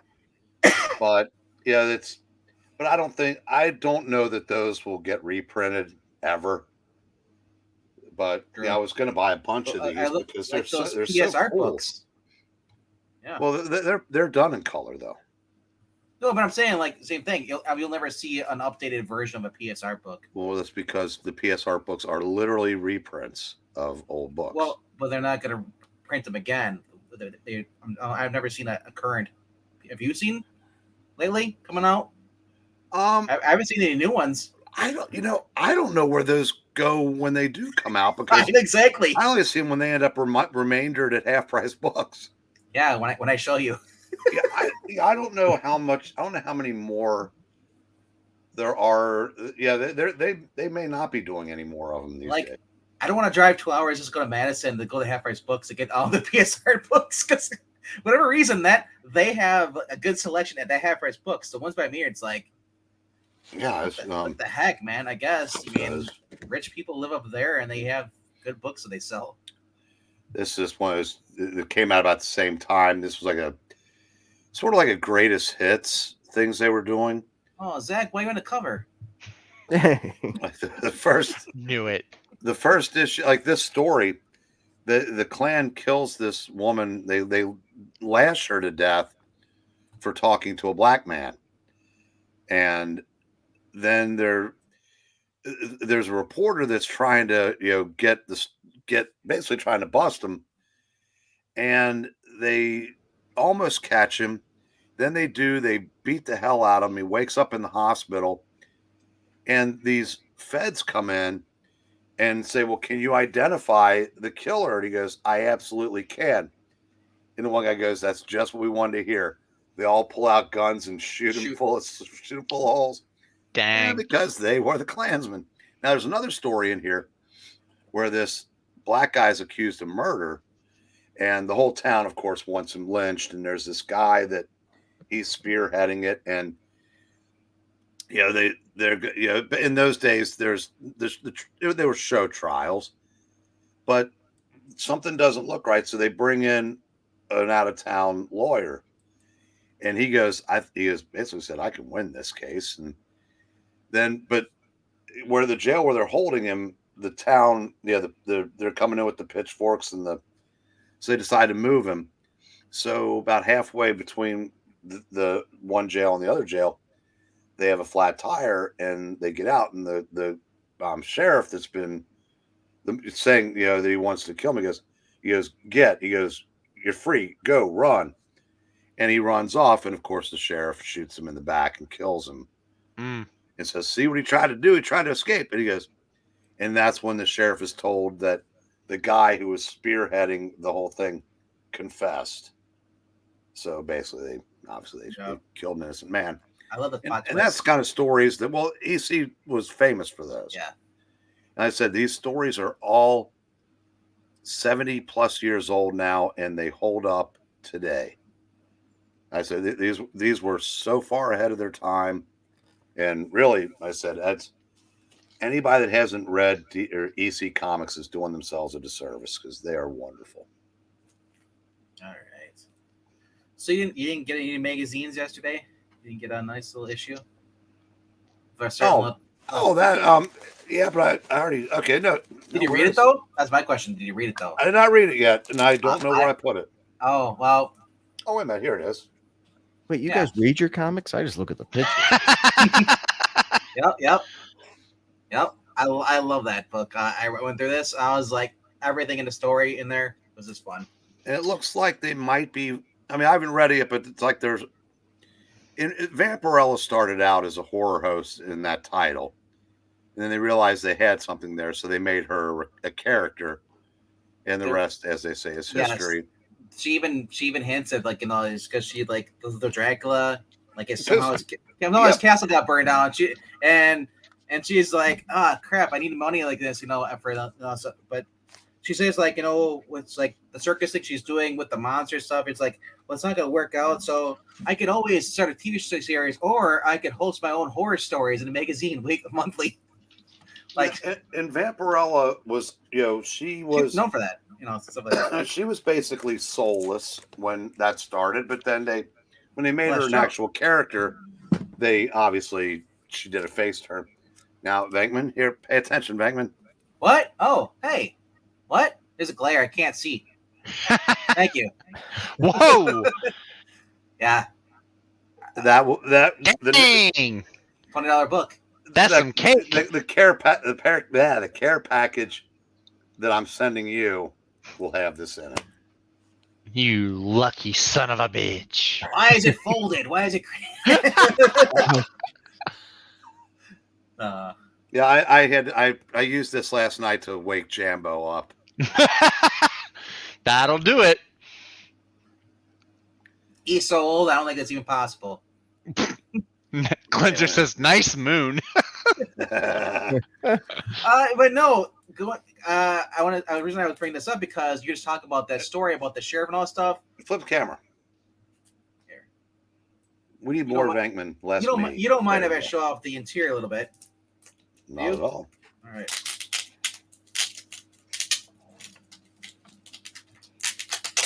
Like frugal, I'm usually a guy who likes looking at the pictures, but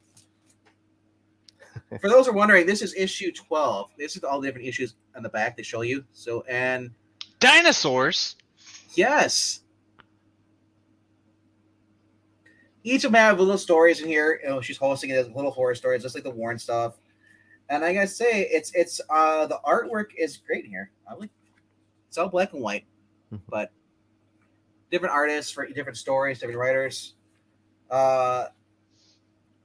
Overall, like I said, I've been really enjoying this. And I understand why you were upset at the creepy book, because when you read this and then you read the other ones, like holy crap, like just the plot twist, where people, the guy who marries his wife and murders them for their inheritance, gets it in the end. He doesn't get the inheritance. He gets basically the, hi honey, I'm back and I love you to death. Vampirous Carmilla and Shudder are tributes to the Warren magazines of the 60s and 70s, which were a tribute to EC Comics. So if you like these, you're not going to get the same level of cheesecake, obviously, but you are going to get incredible storytelling. She even drops the name Shudder in this too. They do that in every story. Yeah, I love that though. It gives me the creeps, and now they say it gives me the shudders. Yes, get the shudders. The honey pot trap. These basically like your horror stories, like space horror story, where they're lonely space people are going to whatever, and they haven't seen their wives or girlfriends in a while, and they come across these alien planet with alien babes, and there's always a plot twist in the end. Well, they're not really what you think they are. They're parasites. Hentai. And they lay their eggs inside you, and the parasites grow out of your body. It's The Brood meets hentai. Overall, like I said, speaking of the Brood appears in Marvel again in the most recent issue of Captain Marvel. Oh, Gangrel, Christian, and Edge. So basically, this is I guess I don't know if you read this. It says they pieced together story that was unfinished story from Mary Shelley, put together for you. Bride of Frankenstein. Oh, she's got Marge's haircut. Yep. Now, Captain, have you ever read any EC or any creepies, Eries, Vampirellas, anything like that? I think I've read some of the ECs and some of the creepies, but it's been a long time. for those who live in Pennsylvania, they do have a thing going on right now, an art museum with all the different the Frank Frazetta Art Museum, which is in Pennsylvania. Basically, guy does a lot of pinup stuff that's going on right now. So that's kind of cool. I mean, like, don't really. I mean, I think there's one in Illinois. There's a show going on for another artist, but Now, Venkman, you've seen movies that were done in the 70s where people have those customized vans. yep. Those are almost all Frank Francetta. Yeah. I was going to ask you about this. Is this just a callback, or is it actually a real thing? Like you can get like a fan club. It might be. I don't know that they. I almost wonder if it is because it's. Fill this in, send a check, lifetime membership, and then send your check or to Warren Publishing Company. He's at an additional $10, and get like this basically this poster right here, little thing, pin. I was wondering it's a gimmick or it actually is a real thing because I'm thinking like you could just go online too, can't you? Yeah, that's nobody's going to cut up their magazine now. Yeah, but there you go. But again, that's whether it's real or not. They really do capture as well as you can in 2022. The feel of these old Warren magazines. It is, like I said, it's all done by Warren, isn't it? Still, Warrant. Warrant. Because they had to change the name because James Warren is actually still alive. Yeah, and instead of taking it as the compliment that it was meant to be, he got outraged and demanded they change the name. There's your full moon, bro, from last week's issue. So when they did that, Captain, the first issue of Shudder was almost a complete replica of Creepy #1. Oh, wow. And I'm sure that they did that as an up yours to James Warren. See, they even have it here too. So, yeah, I think these are real. Actually, those are can't miss, magazines because I said there's like so little in 2022 that feels fun, like they all were in the 70s, and I said that's. I want to look up Santos Zabalos. I'm wondering what it is. It's Don Glutz. Don Glutz about 78 years old. Oh, so he actually is he's been around. He's so old. He wrote a Night Stalker novel in the 70s. He wrote some of the Star Trek books, I think. I mean, look at the freaking art on this. This is awesome. Yeah.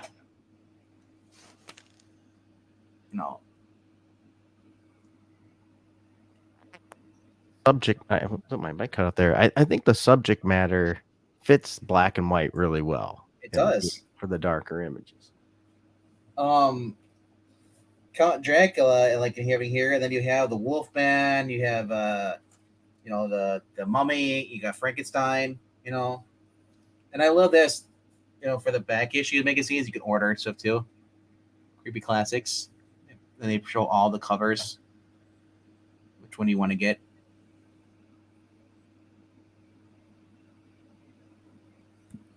So, like I said, if you're a fan of the older stuff like this, it's fun. And I said, little twisting tale. So, check it out. If you haven't checked this out, you're missing a lot of stuff, a lot of fun stuff. And believe it or not, this is something I've never seen on any pirate sites too. Because I was curious, I was like, did people actually like read this? Because a lot of the other like Marvel DC stuff get thrown on there. More popular stuff, but like I was shocked. I was like, really? Nobody took the time to scan it? But then again, it's a magazine. Who knows? But overall, though, like I said, it's worth the money. And these are, I believe there's $7. $7 for a magazine, like white, full size. Yeah, they have gone up $1 since they came out, but to me, it's still worth it, though. Yeah. I haven't come across a story in there where it seems stupid or woke. No, it's. They understand the reader, and they're sticking to it, and they're not going to cater to, What I first found out about, I think Roger McKenzie had some kind of affiliation with Creeps magazine, and that's why the guy that ran the LCS at the time was carrying them. But they really didn't take off until the last couple of years. Well, that's probably. That might be exaggerating a bit. I don't know how much they sell. Probably not much. Ash, I can't help it that you actually have, a hot actual like character that goes around killing other monsters like Vampirella. To me, that's more appealing than some of the Cape books. And not because it's a girl, it's because sometimes the stories are written better. But it's what it That's is. a good thing too, that you get a variety of different kinds of stories. I mean, not every Yeah. book has to be a superhero. I mean, that makes it fun when we have all kinds of different things that we can check out and try, like a Western or whatever it may be. Mm-hmm. How long till he notices? I don't know. Ah! Not that long. I'm sorry, I'm jotting down some notes real quick. I'm doing Skip and Ash and I are doing a Fantastic Four Hickman retrospect soon, so I'm just jotting down a few notes. You're only there for an hour. The rest of them there for 4 hours. Who cares? 90 minutes tonight, sir. You get the extended Zach cut tonight. There's a lot. We're covering like 5 issues, so Extended Zach cut. Oh my gosh! extended Zach cut. Yeah, They that's right. They allowed you to be on the channel longer. See, unlike you, Skip actually likes to have me around. No. Oh, I'm glad you can't read his DMs to me.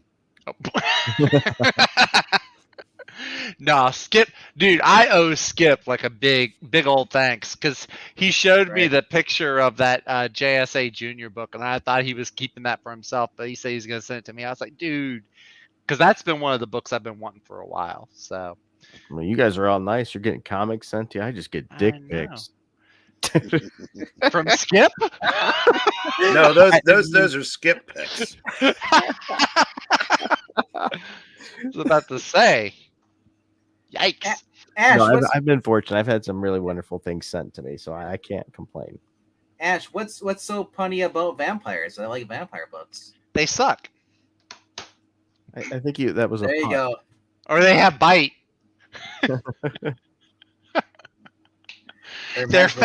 They're fantastic. Are you done? Please be done. I think I'm done. I think I'm done. Lazy to say they're compelling. And you guys hate my jokes. Dang. You don't get compelling. No, there's a lot at stake. They have a lot at stake in them. Nope. How do you know those? He wasn't. You know those, but compelling. You don't know that vampires can barely This compel is you like- to do things. This is like wall-to-wall frugals. I'm frugal from the multiverse. I'm a multiverse version of frugal. At least your jokes aren't fishy. I appreciate They the could thank be. you for that one. I'm gonna wait for some Namor issues or some Crappy, Aquaman. as I said today. Yeah. You mean crabby? No, crappy is a fish. No, carp is a fish. No, crappy is a type of fish. Look it up. Really? Oh, okay. Okay. I don't claim to be a marine biologist. I don't know all the fish. It's a hole in one. Yes, check out Captain Frugal's channel where you get the daily joke of the day, 30-minute shorts. Also, you get comic book reviews, and he teaches you how to play guitar. I wouldn't say that last video taught you how to play guitar or anything. That was horrid. It's like that. What was that guy? It's one of the infomercials. Esteban? Yes. Oh gosh, that was such a fraud. Those guitars are absolute garbage. I'm so sorry, Austin P. I forgot. It's pronounced Namor now. Stop. Captain, have you ever considered taking up the pan flute? Because Zamfir's getting up there, and he may no longer be the master of the pan flute. Well, that video I did, I had a metal sliver in my finger and I couldn't get it out. I tried cutting it out and everything, so I put duct tape on it. And so that made it a pain in the butt. And then I didn't warm up at all. And I've got arthritis. And so it just was not working. And then the guitar was out of tune. And I didn't have an Allen wrench to adjust so I could loosen up to adjust that. It was like, wow. I was gonna say, if you had a metal or silver, you just use a magnet sometimes. Like I tried that. I couldn't Really? get it. Wow. Get a stronger I'll take- magnet. If you ever bust out a riff from my other avatar, I will be I will be Oh, giddy but like a I was- schoolgirl. I had to think about, like, you have another avatar? Oh, yeah, the jam. It's The been jam, forever since you used that avatar. Or the I was joy. gonna say Sorry. I only ever see No, the it still shows up in chats. Is it Joy Yeah. Division or is it the jam? The jam. It's Okay. jam. That's why it says the jam Well, on the there's logo. no. There was also another one, Joy Division. I wasn't sure if that was. No, that's Comics Division. Okay. Yeah. That's us. Okay. This was the cover of Unknown Pleasures. Okay. See, I knew there's connections. But my avatar literally says the jam. It's the logo with the name on it. So it's I don't know how you would get Joy Division out of jam. Hanging, like I said, watching Comics Division videos and then and then talking to you. Sometimes it just blurs together. All I've seen is Fred Flintstone for the past 3 years. Flintstones. Meet the Flintstones. Anyway. Speaking of which, so tomorrow, since Zach, you're not gonna be with us tomorrow. No, I'm not. I have some friends. They want to take me out. We're gonna go see the One Piece movie. So you're ending it now. Yeah, yes. This is my last appearance. Good night, everybody. You'll never no, but they've been they've been planning to go see a movie, and they want me to go along with them. So, and I want to go see it, the new One Piece film. So we're gonna go do that. So I will not be around Friday, and then Saturday. Is it Saturday? My brother and sister. Saturday tends to follow Friday. Yeah, Saturday. It's either Saturday or Sunday. I forgot which one. My sister got us tickets to go see Black Adam. She actually asked me. She was like, "Hey, do you want to go see Black Adam or do you want to go see Wakanda Forever?" I was like, "I don't want to see Wakanda Forever." Zach said, "What a Sophie's choice in reverse." It's like I definitely want to see Black Adam instead. Give me Dwayne the Rock Johnson over not Namor any day. So do we have Pixel tomorrow? We do have Pixel tomorrow. I think you have Pixel, yeah. And did we decide what we're reading or what we're reviewing, retrospecting, or? I thought Yeah. y'all were doing. Are y'all doing Wonder Man? Is that what y'all decided to do, or was it something Actually, else? hold on. I'm gonna pick it. I'm gonna upload it. Because I know there was that outrage earlier this week about the casting choice for Wonder Man. Pixel and I It is just crappy casting we didn't choice. know because Bree never replied back, so we figured we'd just do this. Oh, nice. Oh, gnarly! Oh, very cool. Yeah. What is that? 69. Yep. 69. Yep. Because it's the first appearance of Helena Wayne, in the team, basically. joining the Helena. team. Well, she was in 2 books that month, so there's Yeah. This is the book that between- and DC Superstars 17. which is Very 17 is basically listed as her being her first appearance. This is where she joins the team. Very cool. And what better way to do a Jay Garrick book without Zach? Yeah, that's typically how it goes. I get no And- respect. No respect. So That's okay though. like I said, this is gonna be tomorrow. I'm not sure what time, but we'll have it scheduled up. Just keep it tuned, keep it subscribed to Geeky Puppet Show. Keep your ears and eyes glued on the Geeky Puppet Show. So, yeah, because I was looking at that, I was like, it's Bob Layton doing the inking on there, Joe Stanton doing the Really? art, Paul Levitt's Nice. writing, yeah. And the cover, can you guess what that is, Zach? Show it again. Can you guess what the cover is? I can tell you who the inker is. Cover artist, you mean? His first name starts with an L. It's his first Starts name. with L. A-L. That's his first name. Al. Is that Al Milgram and Jack Abel? I don't know who Al Milgram is. It's so- Al Milgram by himself. Oh, okay. Have you read any of that? I'm disputing that. That's Jack Abel. Jack Abel inked that. I don't care what the cover says. Trust me on that. You know those West Coast Avengers we've been reading? Mhm. Those one- are Al Milgram. Oh, really? The he's time got travel his- ones yes. with the Wild West and Uh-huh. ancient Egypt. Oh, okay. Yeah. Cool. I was gonna say. Ash, who gave you tickets to Wakanda Yes, Forever? and you are right. My comic shop does say it is Jack Gable on the cover. Thinking as well. I'm gonna have to turn The my fact that you camera know on it's just so I can scary. go- Oh, him. Oh, okay. I thought you were doing like a weird thumbs down Are you motion. doing What? the RDV, the whole effing show, right? Or because I do the Barry Horowitz, but I can't get my pack anymore. Do the Cowboy Bob Orton? I don't have a cast. Yeah. If you grow a mustache, you can and just shave your head. You can be his son. Yeah. Bro Orton. Bro.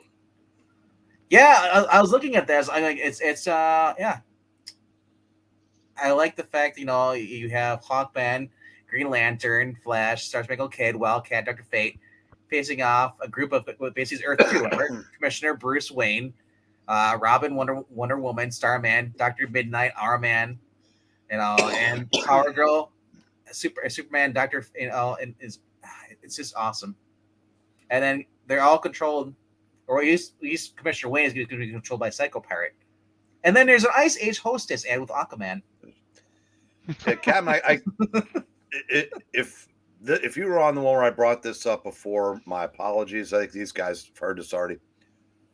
I found a fanzine from 1974, and one of the things about it is a bunch of pros were just ripping into this punk kid that had a You fanzine. told me about this. So you were on there that night? Yeah, I was there. That was awesome. For anybody in chat that didn't hear about it, they were ripping on Paul Levitz, who ended up literally in charge of DC. Yeah. So I'm wondering if he ever had a chance to bring that up to a few of these people. Because It Steve makes you Skeets was wonder. one of them. I think that'd be one of those things that'd be great to just sort of never really say anything, but just always sort of insinuate things, when you say, how you say something, but you don't really say it, but never really bring it up. And Just keep Frugal, you're everybody all, on edge. so unless you know, you're also welcome to join the retrospective tomorrow. Since Zach won't be here, we can take someone who's actually more knowledge than him. How? Also, they need to have a Joker. They need to have somebody that says the jokes. He does have the killing jokes and the clownfish. I figure why not bring a little chuckle once in a while, because everybody goes on social media and gets pissed off all the time. Just to have something, even if you don't like the joke, you're at least like, huh, that was Exactly. Exactly. See, he gets it. He gets why I do what I do. You gotta have some levity. No. He does it out of the kindness of heart. You do it because you're a villain. stupid. Dang. Yes. Maybe. The one thing Zach can give us is the one thing we don't want. That's all I have. Take it or leave it. Ash says he's got tickets for Wakanda Forever. Did they force you to take the tickets? Did they say Black Adam sold out? Now, Ash, you have to give those to that's right. moviegoers of color and then stand guard so they can enjoy their experience. That's right. I heard there was a TikTok going around. Someone was saying that. But he says he got the tickets from his brother from another mother, who's a massive MCU fanboy. I'm not exactly sure what we're reading tomorrow too. There's also a reading right after the retrospective. Before that, though, the puppets will be doing a review of Titans episode 1 and 2 of season 4. Oh boy, I heard. I know you had some thoughts on that. I didn't even know season 4 was out yet. It just dropped this morning, Thursday morning. Harry Bosch, aka Titus Welliver, is Lex Luthor. How soon into the episode did it take before Tim Drake started talking about Bernard? I have not watched it, but I'll just say this: so Pixel watched it, and he's like, "I have mixed feelings because I like Titus Welliver, but I don't like the rest of the show." Oh, are they going to make him? Is Tim Drake gay in the show now too? He's taking selfies of himself with the bow staff that was made by Bernard, who works for Star Labs, and so he's taking selfies of himself with his stick. Spoilers. I'm sorry. Is anybody in the chat watching Titans? I'm so sorry. I'm spoiling this cringy. Well, not anymore. Now that you scared him away. Bernard gave me this stick, and it's giving me splinters. Yeah, Bernard gave me this big old stick. And I'm showing it off to him. You're just jealous. I didn't even like how they had Bernard not Bernard, but Tim Drake in the show. The way they introduced him is just like, really? Yeah. There's too many Bat kids. Like, it's the Titans. You can have. Of course, they have Cyborg with Doom Patrol. I also want to find out though. Where's Wally? When they do Titans United, the comic book, which is advertises for the show, those people who are picking up that comic book are like, what the hell is this show? It's nothing like the comic book. The comic book is actually damn well so much better than the actual dude. Oh, compared to the show, better it's than the show. miles- Yes, better than the show. Yes, the Titans United, the first one was great. it was all right. Well, if they want to be comic accurate, Tim better start mincing. Well, Titans United has nothing to do with the main continuity. Tim being gay. That's true. Well, except he obviously is. Well, in main continuity, but it's just Elseworlds. Any continuity that he's not gay in now, that will be corrected. It's like when what's his name made Alan Scott gay. It's like, they start out by saying, it's just in a different universe, but what happens? It bleeds over into every universe. And I did not say that, Ash. I said there were too many Bat characters, not legacy characters. Well, aren't those legacy characters? No, there's just too many characters from Batman's supporting cast. It just is. Those are all victims of Bruce Wayne. There's another orphan. He's mine. Come sleep in my bed, Robin. Well, Hey. maybe that's why Tim Drake decided to help Batman after all. Well, you're all lonely now, Bruce. Yeah. Well, that's why he really says F Batman. I understand it was a whole thing because they wanted to have him talking, in the book. But like, couldn't they talk like at the dinner table? Why did they have to like, okay, Bruce? I guess we'll sleep in the same bed. And we'll talk over what's going on. In the story. This makes me think though. It's like, did he just not like pay or just to turn off the heating to the rest of the mansion? Like, do they're forced to like, it's so freaking cold in here. Like, I guess I got to sleep in the same bed as Bruce. Why are we talking about this? I'm so uncomfortable. A large house is expensive to one. I didn't bring up Bernard. It was you playing frugal, so I didn't. No, I brought up Bernard, but you're not even talking about Bernard. You're talking about Bruce with Robins in his bed. I'm just saying, there were signs back then. True that. Okay. Tim's always been gay. Sorry. Dr. Wortham was right.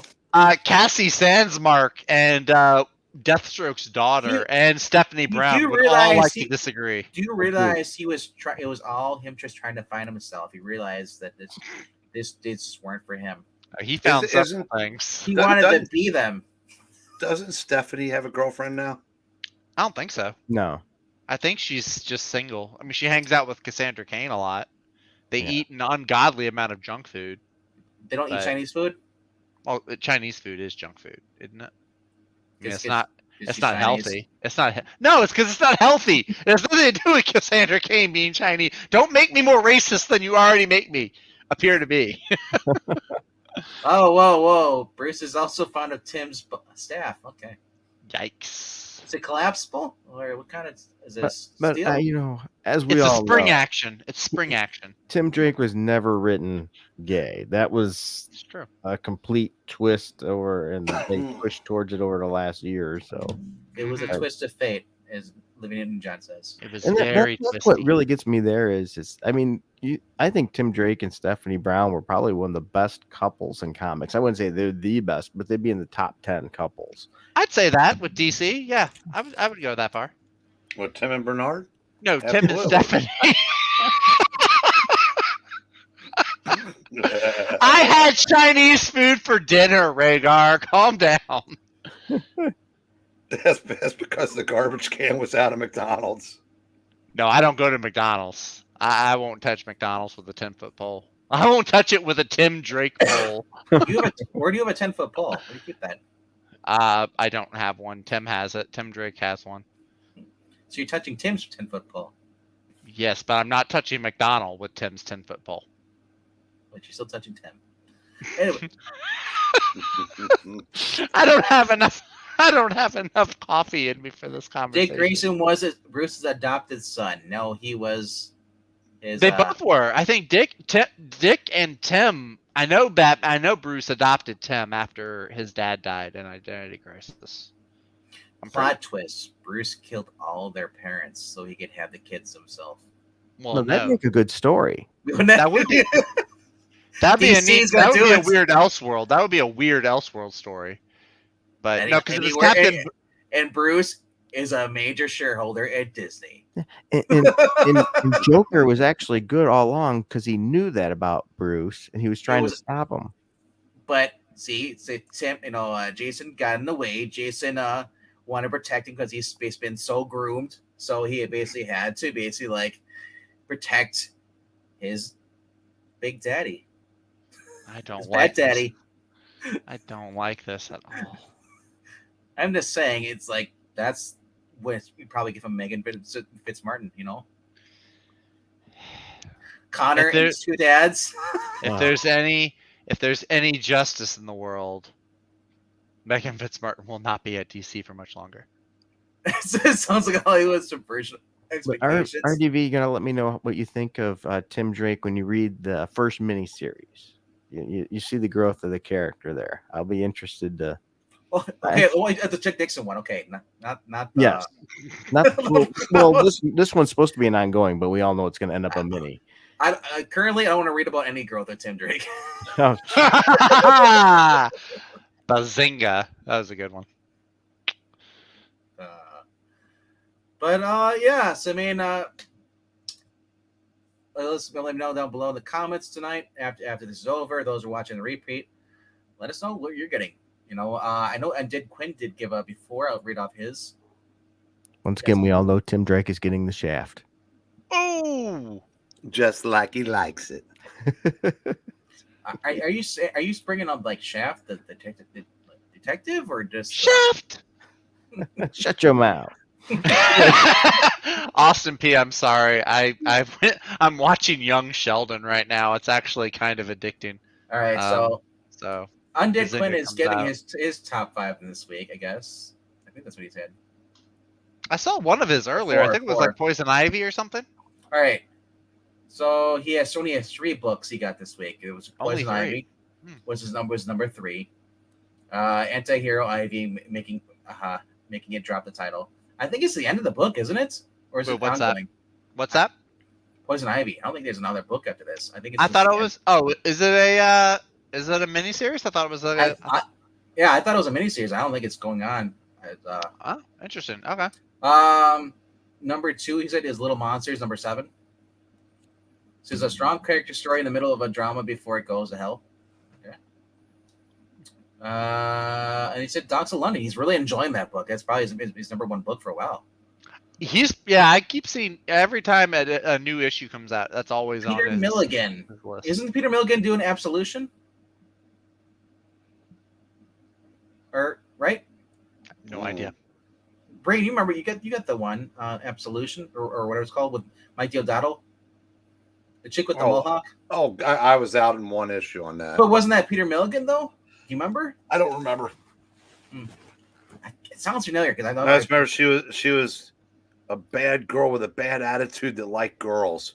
And I said, "Wow, that's original." I didn't get that. I don't get that from the first one. That was you're thinking of Gun Honey. No, that was issue 2 for Gun Honey. Gun Honey is actually good though. Nah. Gun Honey's okay. He wouldn't like Gun Honey because he doesn't like Leah Williams' Exterminators. He's one of those guys. See, that's what it is. It's just. No, I am a fan of Charles R. Dye's writing. This is not one of his better efforts. I don't think. Of course, I haven't finished the first miniseries or read the first. How many issues does the second one have come out? 1 or 2? Gun Honey, I think. Volume 2, I think, just had the first one. No, 2. I think. Oh, has it had 2? Oh, okay. Yeah. It might have been 3. You have to look it up, but overall, it's been a fun story. Enjoying the ride. Yeah. We're talking about McRibs from McHog. McRibs. Ugh. I'm so sorry. When you say hog, I think of that David, whatever his name is. David Hogg. Yeah. McHog. Dude, I was laughing. I wasn't on panel, but when Breen brought up that tweet that everybody's favorite frog non-comic creator, when that tweet that he did talking to David Hogg, I was like, okay, I'm not his biggest fan, but I gotta respect the savagery of that tweet. That was pretty amazing. That might be the most savage tweet I've ever seen. That sounds pretty amazing. Also, McRibs are apparently going away. What? Yeah, I heard about that. Probably just for the season. You know, they come in, they leave, and come back. It'll be next year. Well, yeah, I mean, you remember can't when kill they too said, many people, because then people will catch on. there you go. But you remember like when they took away like when IHOP they changed their name to IHOB, like they turned themselves into a burger place. Like that didn't last for long. They said it was going to be that way forever, but it didn't last for long. So All they had to do is put a B in the front of go. But no, I'm not a fan of McRibs. When I was younger, those are right. But now it's just like, yeah. Maybe I think it's because of the sauce. The sauce, I don't like it. But, I don't get the pickle. Like a pickle can go on a chicken sandwich and it's fine. I thought that was a southern thing. Ribs? Yeah. No, not that I know Drake of. likes the pickle. Sure, he likes McRibs too. That was good. That was good. All right, so yeah, and I hope Roberts, you find Kaiser, your cat. You know his cat's gone missing. So Yeah, I he's heard bringing about up. He that. heard coyotes in the area, in the neighborhood. Mm. Hope Kaiser took out 4 coyotes. I'm pretty sure he's still alive. He's a badass. I just shot at a fox the other day. Dude, cats can be crazy. Like Well, I've seen cats take on like bears. Cats can Yeah, climb trees too. That's Coyotes true. can't. That's true. You know, my only concern about cats is that when it starts getting cold outside. If you live where I'm up here, near Canada, it gets a little bit cold up here. So cats usually don't really last strays, you know. But other than that, though, anything else going on? Frugal, you got any other scheduled live streams? You know, I noticed you've been doing some live streams. I don't have any scheduled currently. It's sort of just if surprised I had some free time. So I did. I'm surprised you've been on the channel twice now. This is crazy. I was about to say, yeah, we never have Frugal on, and now this is like the second time he's been on in like a week. It's awesome. He comes out and does one reading, and all of a sudden he's like, "I want to be here forever." Watch out, Frugal. This is how they get you hooked. Well, Eric Bree came up for one reading, and he hasn't left since. things have settled down a little bit. My son's football season's up now. My daughter's basketball will start. I think True. January If 1st. I got caught up on my second job, or my business, I guess I should call it, which is my side business there, and so it's been fun.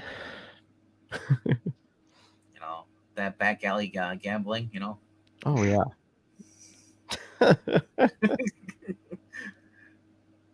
Guess where the P is. No, but anyway, you never heard of that where they had the shell game? Yeah, I'm aware of the show. Oh. Okay, Zach's going straight to the other kind of game. I've never seen it played with the P. It's called the shell game. Only Tim does that. No, it's called the shell game. You know, sometimes it's like a ping pong ball or something. They don't just call it like guess where the P is. Yeah. I don't. Okay. I don't know. Maybe it's different where you live. I don't know. Well, like I said, I live near Canada. Canada. Yeah. Don't you know? Don't you know? Oh yeah. Oh yeah, you betcha. I thought you said, "Oh yeah, you bitch." Whoa! Hi, hot photo of my sister. Thank you very much. What the hell was that? Oh, that is somebody from Arkansas right there. That is a bot from Arkansas. Yeah. It's got a heart and it's got a little water drops. I mean, That's not good. I don't understand the water drops. The heart thing, I guess he just really likes his hot photo of his sister. You know, he wants to share it off to show people. But I guess he splashed water on her. You know, and she's soaked. Cool off. Yeah. You got them all ready when you started talking about peeing. There you go. You went from Tim Drake to Bernard to Peeing. Yeah. And Hot Sisters. So Zach, when's your sister gonna be on the channel? I know no, not comics, not really. No. She was reading manga for a little bit, but she doesn't even do that anymore now. She's got like 3 jobs, so she's all over the place. She only had 3 jobs, man. We're lazy. What sweet, cool running hell is that from? It's from Saturday Night Live. Oh, It Back sounds when it like was cool still running. occasionally funny. Yeah, you lazy man. You only have 3 jobs. Only 3. Only 3. oh, I'm sorry. I was gonna go back to like for $1.50. No, for $4 you could support a kid in Africa. Like he kept raising the money. He's like, "Only get $1. What are you talking about, bitch? Like, raise the price up. I'm starving here." But I always thought they could just eliminate the middleman and pay Sally Struthers to go with third world country and just eat the child. You know, they're not called baby back ribs for that. Okay. There's a difference.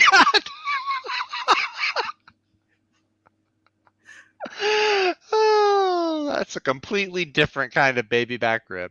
Exactly. Rhaegar, you might be right. I just know it was from one of those shows. I remember. I can't remember who did it either, but I remember the sketch because they all had a ton of jobs, and 3 was or whatever was lazy. When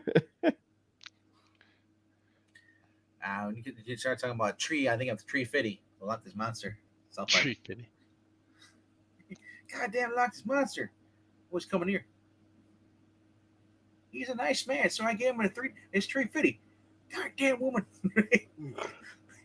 That being said, I don't know. Maybe we'll do a manga thing on this channel. Maybe we'll start up like the top 5 mangas of the month. You're gonna hear me talk about One Piece a lot if you do that. Well, you can only have you have to have more than one title. You can't just have. I've got more than volumes. one. I got more than one title. It's just you're gonna hear me talk about that's gonna be the number 1. I'll have My Hero Academia. I'm just That's a curious, lie. Then, if it's called One Piece, how can you have more than one? Well, One Piece is like the big treasure goal at the end that nobody's seen. I've had One Piece for a lot of years now. Been One thing's married for sure: 20, the, la- 20 the ladies aren't wearing years. One Pieces. I'll tell you that much. Are you talking about a firearm, One Piece, or are you talking No, about I got One more than Piece? one. I got more than one of those. Yeah. Yeah, he's allowed to cheat on his guns. You don't need some holy water and a talking to. I just seen a beer and a gun. That's all. That ain't nothing new, though, Marana. You know that. Talking to. Who's gonna talk to me? Yeah, exactly. Oh. All right. So anyway, tomorrow check out for the retrospective. There's gonna be a reading, a review of Titans, and then who knows what else? What zany stuff will happen on this channel when the humans and the puppets mix? They never do that anymore. You never see the humans and puppets mix anymore. Every single reading you're on is with a puppet. 2 puppets. But the puppets are never on. They're always hiding behind their avatars because they're cowards. Or they're plotting your demise. Prove me wrong. Cowardly puppets. Cowardly puppets. Those are fighting words there. All the cool kids hide behind their avatars. Said the guy hiding behind his avatar. If the guest is boring on a certain show, I might be there. What certain show? Who has a boring guest? He's looking for a little bit of Reed. Reed Richards? Reed Richards and his bears. And Or as I like to call it, Reed of the Hill. Every time you read him, that's why I say he's Reed of the Hill. And then there's Cary Grant Sue. I'll tell you what. Propane. I love it. Oh, Propane. oh, no more. Propane and propane. No more. Dang it, Bobby. King of the Reed. You can do it perfectly. You need to do that. Dang it, Johnny. Pakistan. I love it. Seen those 2 boys out there working off of my tool shed. I love that one meme where it's like his kid. It's like in a window looking at all these kids in the class. She's like, now, that'd be real mean if those kids could read. Love it. That's the best. I don't know. Is on a comic book channel, like a kind of a nerd, I guess a geeky channel, would anybody actually care to watch reviews about mangas? Like, are you guys on the chat comic books, or are you more in the or do you like mangas too? Yeah, or do you spread out and diversify? Because I always hear like mangas are better than comic books, but I don't see anybody like I'm gonna watch a manga review channel. I watch Nerdy Girl Creates every now and then. She talks about manga and anime. Is that because she's a good girl deal. and she's cute?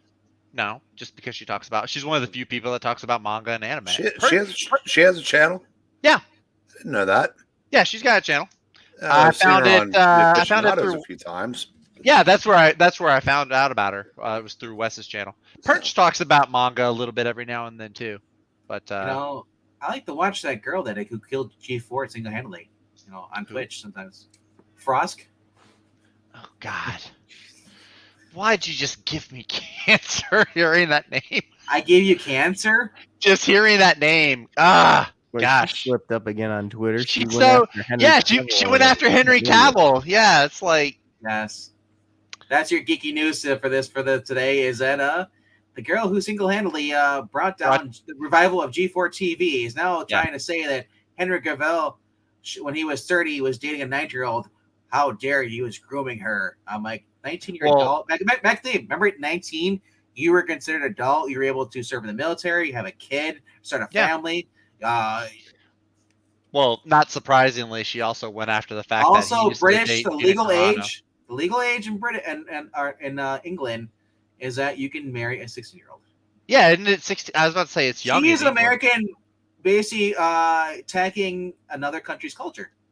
Well, she also went after Gina Carano too, because Yeah. Henry Cavill used to date Gina Carano. Yes, and like I said, oh, it makes sense now. It's like, oh wait, that he actually has good taste in women.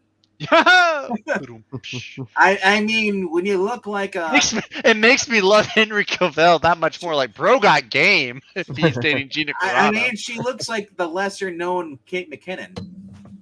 Oh, she does. Oh, I can't unsee that now. Who does? Frost. She looks like Kate McKinnon's little sister or something. Well, Ugh. see, Henry Ugh. Cavill, he should have been Wonder Man. I know that role's too small for him, but See? he'd make a good They- Wonder Man. They used to say there was rumors going around that he would be playing Captain Britain, I could see Which that too. which I would have Honest- liked. if But they yeah, would- But Captain Britain's a lesbian now. If Oh, Marvel that's would have, if Marvel would have got Ben Affleck first, we could have had him be Wonder Man and just say, "Look, I got great movies." actually, no. There's an actor who people have been saying. I've been seeing his name. It's like Henry Golding or something. He's an Asian actor, and people have been saying that he would be good for the role of Wonder Man. And I've seen some like he does look like Wonder Man. Like he can do like the greased hair Mhm. and everything. Like I think he would have looked good for the part. But Yeah, and I guess Henry Cavill is off of. He's not no longer doing The Witcher. yeah, he's leaving The Witcher because leaving The he Witcher. actually he likes the property, and the writers or most of the writers seem to hate it. So Well, the other thing too is I know he took off time for this season because he said he was filming Shazam. For his part, he had to do that. He had to take off, so he had to delay the project for. it probably wasn't that long. To and shoot that and, scene. and even then, it's like. I love how Liam Hemsworth always gets the either the actor dies or the actor quits now, and he's gets the lead role. It happened to Spartacus, where the actor actually died, and now he's taking another role, and he's going to tank this show too. But you know what's funny? It's actually funny because Liam Hemsworth, when he was in Expendables 2, he was the one who died at the beginning. No, I think Witcher. I think it's going to be DOA. Like that season will be the last one. Like as soon as they find out Henry Cavill's, because he's the best part of the show. Well, somebody said it's if you're going to have Henry Cavill leave the role of Witcher, bring in Michael Madsen. Nah. Let him do a different role. Have him be He'd have to be a different character. But that's the That's thing is what I mean. nobody wants to watch a show called The Witcher that doesn't have the Witcher in it. Like that's I know, already the James, big yeah. problem. Is he's already in too small a part of it. Like he shares the show with like 3 other people. So it's called The Witcher, not The Witcher and Friends. I haven't seen it Little or and played the friends Witcher game yet, so I can't say anything. I'm just The saying game is good. I need Yeah. to read the book. I've heard the books are really good. all the games are good. Yeah. The third one was on Xbox 360. The third one's great. But I gotta say this though, it's ironic that they call there's a song there by the Bard says "Toss a coin to your Witcher." Yes, I Uh, can Bard. I hope Henry Cavill got paid more. I think he would do it. No, I think he's such a nerd. He's such a fanboy. I think he would do it for like the smallest. He would probably take a pay cut if it meant that they would get But decent. like I said, show. it's no loss for me. I mean, without Henry Cavill, there's no point for the show to continue on. That's true. The smart thing that we should do is either, hey, let this guy, let's go with this idea. This guy actually understands the character and actually wants to make it good for the fans. That's why the season 1 was great. Season 2 was kind of like, it was kind of weird, like I said, because he wasn't in it for season 2 as much as he was in season 1. Yeah. They took the focus off him and put it on the other girl, Yennefer. Who's not bad. Yennefer is not bad, but it's not called The Witcher and Yennefer. Hey kids, if I'm going to starve to death, it's going to be for something that I have a clue as to what we're talking about. Wow. What are you gonna hanker for? I'm going to go throw something in the microwave. I'm just saying, I got a fever going now, and I need an actual meal. So, Captain, thanks for joining us. Well, we're leaving anyway, so We are leaving. Yeah, I we're think gonna so. leave. I think we've been on for almost 2.5 hours. Let's not make this an Eglinton goodbye. No, let's not do that. Let's just say, like I said, I hope you guys enjoyed the stream. Frugal, awesome to have you on the channel. I said you're invited to tomorrow's stuff. If you want to come on and I do the said it reading. was nice. I don't know if I'd go awesome, but it was nice. It was mediocre having you around. Thank you. it was a mid-level stream. It was Yeah. mid. Well, I mean, Eric, I don't say nothing to Eric anymore. Eric just shows up. Zach, we have fun, making fun of him, and That's true. it's nice having Frugal on because Frugal's a nice guy and he brings a lot to the show. It's rare for him to be on here. So Indeed. that being said, kids, if you want more Frugal, leave likes, leave comments. We want the Frugal demand, and Laugh Frugal at his dad jokes. yes. You don't have to laugh. It's okay. We know you're not laughing at mine, so at least laugh at his. That is true. The more Frugals on this channel, the less dad jokes you'll see. the less bad dad jokes. you'll say. So, like I said, if you guys like this entertainment, what we do here, we call it entertainment. I don't know what it is, but definitely not torture. No, but leave a like, subscribe if you haven't done so. If you want to share out the channel with other people, cool. It helps with the channel. Or if you want to actually give us money, that's a cool option too. You don't have to; it's optional. It's Ko-fi.com/Puppetine. The money goes basically paying for is the readings we do, the Marvel app and the DC app for reading, and also through StreamYard. So multiple ways to help out the channel. We're just happy to see you here. It's cool. We have 10 people here this whole entire time. We're up to 11. It's cool to see the channel growing. I think we're at 211 subscribers now, and we're slowly growing, but we're going there. And like I said, this is just a channel where we just have fun. We're not really in here to get monetized, but if you ever happen to do that too, that'd be awesome. But I'm just here to talk about comic books, make you guys cringe a little bit. And Zach's here fully to make it cringe. Eric's here with the knowledge, and Frugal's here to basically give you the dad jokes that are better than Zach's. To be fair, that's a low bar to hit, though. Yes. Also, just check- droning on. and check I out know he's doing that. check out English Frugal goodbye. Rocks. Casey, Captain Frugal. His channel. Check out the fossils. And check out I Love Comics this Saturday night at 8 p.m. Eastern for the auction. And if you have Twitch, check out Twitch in about an hour or so. To all the true believers, have a good night. Good night, kids.